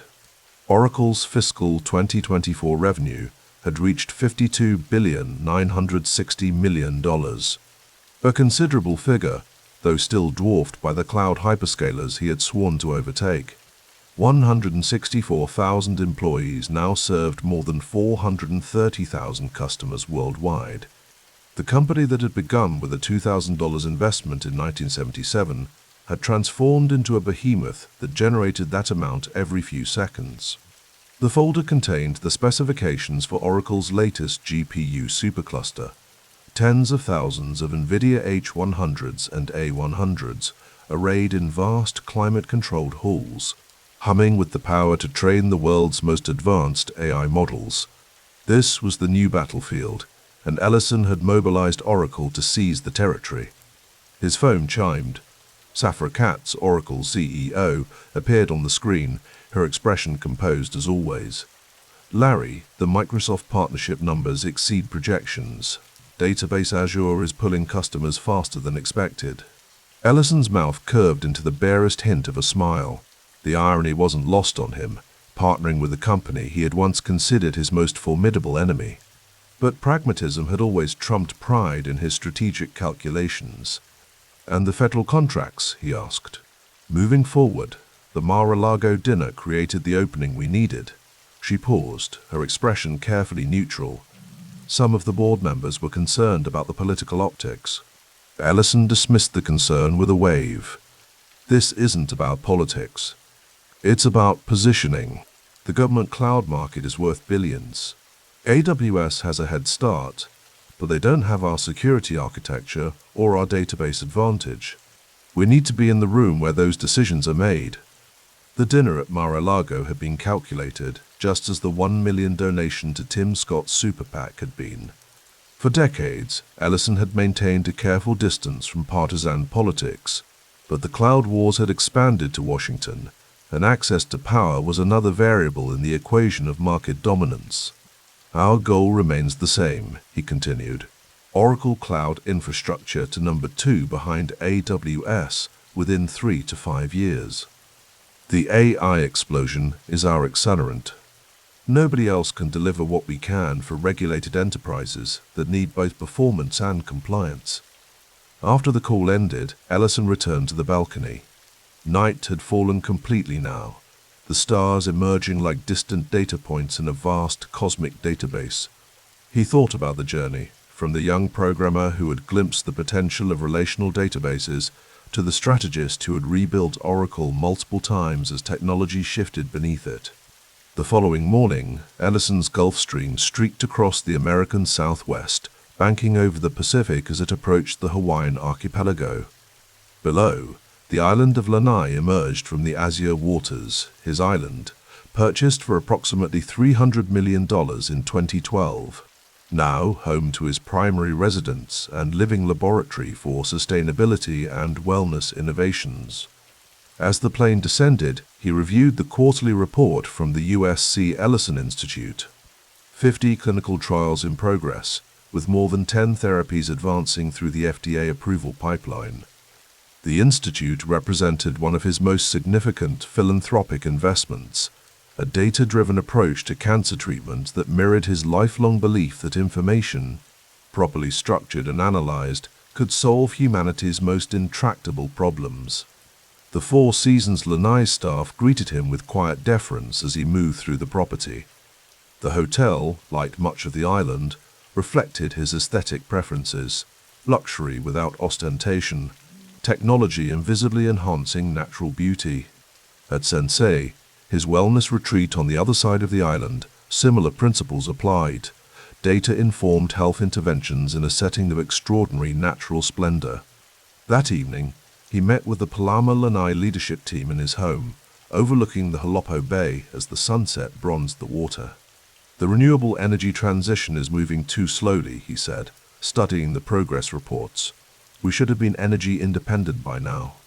Kurt Matsumoto, the chief operating officer of Palama Lanai, nodded respectfully. "The regulatory approvals have been challenging, and some of the technology hasn't performed as expected in our climate conditions." Ellison frowned. His vision for Lanai had included making it a model of sustainability: solar fields, battery storage, electric vehicles, a demonstration of how technology could create environmental harmony rather than exploitation. The reality had proven more complicated. Bring in different engineers, find ones who've solved similar problems elsewhere. This isn't just about Lanai, it's a prototype for solutions we can scale. Later that night, alone in his study, Ellison opened his laptop and reviewed the latest AI benchmarks from Oracle's labs. The screen cast a blue glow across his features as he scrolled through performance metrics comparing OCI's NVIDIA clusters to those of AWS and Azure. The data showed Oracle gaining ground, the specialized approach yielding advantages in specific workloads where database operations intersected with AI inference. His phone buzzed with a message from Elon Musk, with whom he had maintained a relationship even after stepping down from Tesla's board in 2022. His investment in Tesla, approximately $10 billion at current valuation, had been another calculated bet on the future, one that had paid handsomely. "You were right about the battery chemistry," Musk's message read. "Tests confirming 12% improvement." Ellison allowed himself a small smile. His Tesla stake represented a fraction of his Oracle holdings, but it symbolized his belief in backing visionaries who challenged conventional wisdom, a pattern that had defined his own career from the beginning. The following week found Ellison back in California, walking the grounds of his Japanese-inspired Woodside estate. Cherry blossoms drifted on the breeze as he discussed Oracle's AI strategy with a small team of executives. At the center of the conversation was the fundamental question that had driven Oracle since its founding: how to translate technological advantage into enduring market position. "Our competitors are selling raw compute," Ellison said, pausing beside a small stone bridge arching over a koi pond. We're selling governance, compliance, and performance for workloads that can't fail. Banking systems, healthcare databases, government intelligence, these aren't experiments. They're critical infrastructure. A young executive, recently promoted to lead Oracle's AI partnerships, ventured a question. Sir, do you think the partnership with Microsoft creates vulnerability? They're still competitors in many areas. Ellison considered this, watching the fish move beneath the surface of the pond. Every partnership is both an opportunity and a risk. But customers don't want single-vendor solutions anymore. They want best-of-breed integration. Database Ad Azure gives customers Oracle's database reliability with Microsoft's cloud reach. It acknowledges reality while protecting our core values. His phone vibrated with a calendar alert, a reminder of the upcoming meeting with officials from a federal agency interested in Oracle's sovereign cloud capabilities. The timing aligned with heightened concerns about data security and AI development in the context of global competition. The political landscape matters more now than ever, he told the team as they walked back toward the main house. Cloud infrastructure isn't just a technical decision, it's a strategic and geopolitical one. Nations want control over their data and AI capabilities. We're positioning Oracle to be the trusted provider when sovereignty matters more than marginal cost savings. That night, as his private jet crossed the country toward Washington, D.C., Ellison reviewed the latest financial projections. The Oracle machine continued to generate extraordinary cash flow, money that funded stock buybacks, acquisitions, and the steady dividend that shareholders had come to expect. His wealth had reached a scale that few humans in history had experienced. The numbers had become almost abstract. $176 billion and $193 billion. Different estimates from different sources, fluctuating with Oracle's stock price. His 40% stake in Oracle represented dynastic wealth, the result of a simple but powerful strategy: build essential technology, structure it as a subscription, and compound the returns over decades. The giving pledge he had signed in 2010 committed the majority of that fortune to philanthropy. The mechanisms and timing remained his to determine, though the Ellison Medical Foundation and his contributions to the USC Ellison Institute provided some indication of his priorities. Extending human health span through data-driven medical research, particularly in cancer treatment and longevity science. In Washington, the power dynamics were shifting with the approach of the 2024 election. Oracle's government business had expanded significantly, with contracts spanning defense, intelligence, and civilian agencies. The cloud competition in this sector was fierce. AWS with its CIA heritage, Microsoft with its massive Jedi and subsequent Pentagon contracts, and Oracle positioning itself as the security-focused alternative built for regulated workloads. The Mar-a-Lago dinner months earlier had been a signal, not of ideological alignment, but of pragmatic engagement with those likely to control federal procurement. The donation to Tim Scott's super PAC served a similar purpose. In Oracle's 5-decade history, Ellison had navigated multiple administrations of both parties. The cloud wars would be fought in Washington as much as in data centers, and access was currency. After meetings at various agencies, Ellison found himself at an exclusive Georgetown restaurant, seated across from a senior senator who chaired a committee overseeing technology procurement. The AI race isn't just commercial, the senator said, keeping his voice low despite the private dining room. It's a national security imperative. China is investing billions in both hardware and models. We need trusted American providers who can deliver sovereign capabilities. Ellison nodded, sipping sparingly from his glass of mineral water. Oracle was built on handling the world's most sensitive data securely. Our database runs the banking system, healthcare records, and defense logistics. AI is the next frontier, but the principles remain the same: security, compliance, performance. The conversation turned to Oracle's partnership strategy with AI model providers, companies orbiting Open, AI and Microsoft, plus a range of specialized players focused on particular industries or use cases. We're building the infrastructure those models run on, Ellison explained. The NVIDIA clusters, the interconnects, the specialized database instances optimized for training and inference. It's similar to what we did with the internet. We didn't build the websites, we built what the websites ran on. As his jet climbed into the night sky after the Washington visit, Ellison reflected on the unfinished battles that defined Oracle's future. The cloud war remained the most immediate. Could I truly vault to number 2 behind AWS within the ambitious 3 to 5 year timeframe he had set? The strategy centered on AI infrastructure, sovereign clouds for regulated industries, and the gravitational pull of Oracle's database installed base. Beyond the corporate objectives lay the more personal quests, the longevity research that had absorbed his philanthropic attention for decades, and the Lanai sustainability model that remained a work in progress. At 79, with wealth that placed him consistently among the 5 richest people on Earth, Ellison focused not on accumulation but on impact, the systems and institutions that would outlast him. The plane banked, and through the window he could see the lights of cities scattered across the American landscape. Each represented thousands of Oracle customers, hospitals running electronic health records, banks processing transactions, retailers managing inventory, governments serving citizens. The database that had begun as an idea, inspired by a CIA project codenamed Oracle, now underpinned vast swaths of the global economy. Days later, back on Lanai, Ellison walked along the shore near his home, the Pacific, stretching endlessly before him. The island represented both retreat and laboratory, a place to test ideas about sustainability, wellness, and community development at human scale. A notification appeared on his watch. Oracle's stock had ticked up another percentage point after an analyst report highlighted the company's AI positioning. The mathematics of his wealth recalculated automatically, another billion added to the abstract scoreboard. Ellison paused, watching the waves.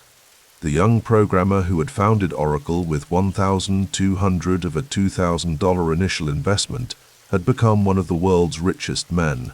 The database company had evolved into an enterprise AI infrastructure provider competing for dominance in the cloud era. The outsider had become the establishment, and yet still positioned himself as the contrarian betting against conventional wisdom. As dusk settled over Lanai, Ellison returned to his home overlooking the bay. On his desk lay the plans for Oracle's next-generation GPU supercluster, the hardware foundation for the AI capabilities that would define computing for the coming decade. Beside it sat reports from the USC Ellison Institute, detailing promising clinical trial results for cancer therapies developed using the data-driven approaches he had championed. The night deepened, stars emerging over the Pacific.